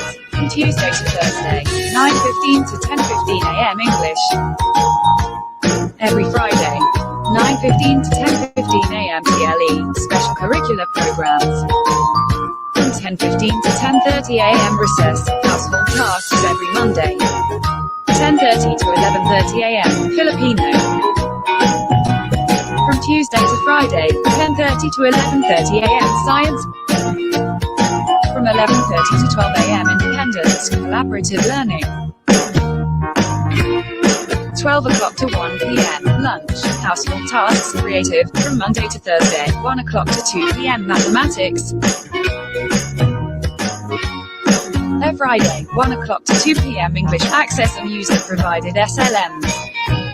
From Monday to Thursday, 2 o'clock to 3 Cafe, access and use the provided SLMs. Every Friday, 2 o'clock to 3 p.m. and Charlie Panlacunan, access and use the provided SLMs. From Monday to Tuesday, 3 o'clock to 3:30 p.m. Marilyn Panlacunan. From Wednesday to Friday, ESP, access and use the provided SLMs. Monday 3:30 to 4:30 p.m. homeroom guidance. From Tuesday to Friday, 3:30 to 4:30 p.m. independent, collaborative learning. 4:30 to 5 p.m. closing prayer, personal reflection and journal. 5 o'clock to 6:30 p.m. dinner time. 6:30 to 9 p.m. free time and or reading stories.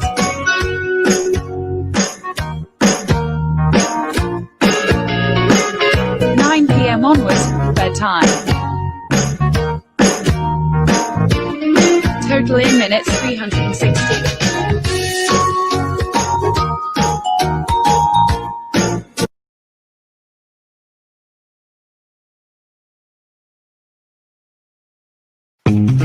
Sample Home Online Instructional Plan for Grade 1. August 24th, 2020. 7:30 to 8:30 a.m. breakfast. 8:30 to 8:45 a.m. prayer, C for advisory, announcement class. 8:45 to 9:35 a.m. mother tongue. Access and use the provided SLMS. 9:35 to 10:05 a.m. Filipino. Access and use the provided SLMS. 10:05 to 10:20 a.m. recess. Household tasks. 10:20 to 10:50 a.m. may be used for reading time in English. Access and use the provided SLMS. 10:50 to 11:40 a.m. mathematics. Access and use the provided SLMS. 11:40 to 1 p.m. lunch. Household tasks. 1 o'clock to 3 p.m. creative quiet time, nap, relaxation, play, reading stories. 3 o'clock to 3:40 p.m. Araling Panlipana, access and use the provided SLMS. 3:40 to 4:20 p.m. MAPI, access and use the provided SLMS. 4:20 to 4:50 p.m. is ESP, access and use the provided SLMS. 4:50 to 5 p.m. closing prayer and personal reflection. 5 o'clock to 6:30 p.m. dinner time. 6:30 to 9 p.m. free time and or reading stories. 9 p.m. onwards bedtime.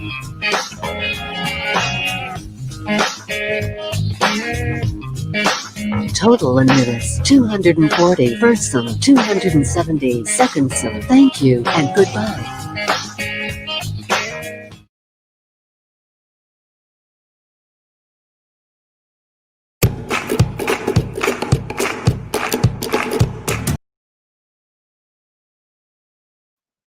Yes. Okay na, June? Ipakita natin yung mga sample time management plan para po sa ating mga learners. So Ma'am Jan, may dadagdag pa po ba kayo doon? Okay, para sa ating mga teachers at saka sa ating supervisors, mga curriculum implementation, division chiefs, lahat ito ay makakaya natin dahil tayo ay tulong-tulong bayanihan. God bless everyone. Yes, opo ma'am. Thank you so much Ma'am Jan. Okay Ma'am Jan, ipakita po natin ngayon kasi mamayang hapon po magkakaroon tayo ng breakaway session para po sa ating mga return demo simulators na kung saan Ma'am Jan, naghahanda po talaga sila kasi sila po yung napili at pinili na siyang magtataguyod sa kanilang sangay.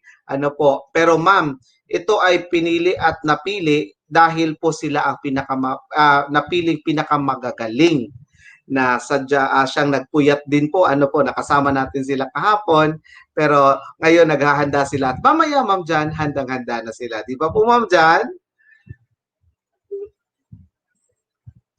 Yes.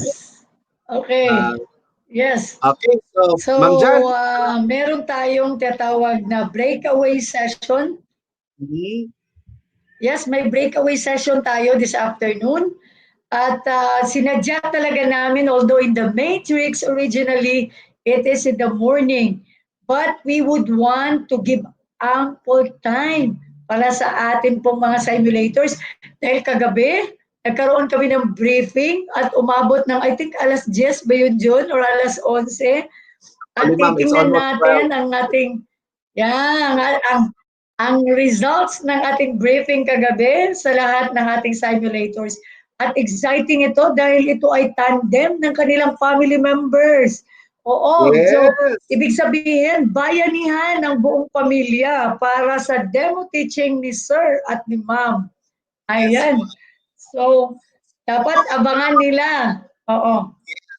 Abangan talaga yan. Okay. Ma'am Jan, this point po, ipopost natin kung saan sila mamaya papasok na link. Again, 1:30 po mamaya magsisimula ang ating sesyon. Ito po yung link na inyong pupuntahan po. Yan, para po sa elementary, bit.ly/elementary-D4. Para naman po sa junior high school, bit.ly/JHS-D4. At para naman po sa senior high school, bit.ly/SHS-D4. Okay, yan po ang inyong pupuntahang link mamaya. Kung saan po kayo belong, doon po kayo pumasok para po makapanood kayo ng simulation na gagawin ng ating mga return demo teachers. So please do screenshots para po hindi po ninyo malimutan o di kaya pwede nyo pa rin pong i-share. Yan po. Okay. So ayun Ma'am Jan, yan ang kanilang pupuntahan mamaya na links. Yan, kahit na po tayo possible ang ating breakaway session. Yes. Okay, so Ma'am Jan, Ito na po tayo. Of course, magbe-break na muna tayo. So, samahan niyo po muna ako, ma'am, dyan sa ating signature bye-bye. Okay? Ready po? Bilang tayo. And 5, 4, 3, 2, 1. Pero ito ang 1 natin. Saludo kami sa inyo. Okay, Bye. saludo namin. Welcome to CLMD Connect.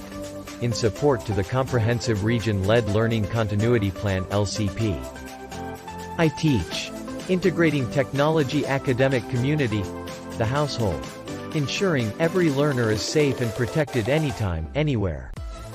Anchored on Sulang Idokalidad. This is DepEd Regional Office 11, delivering quality education across Davao Region.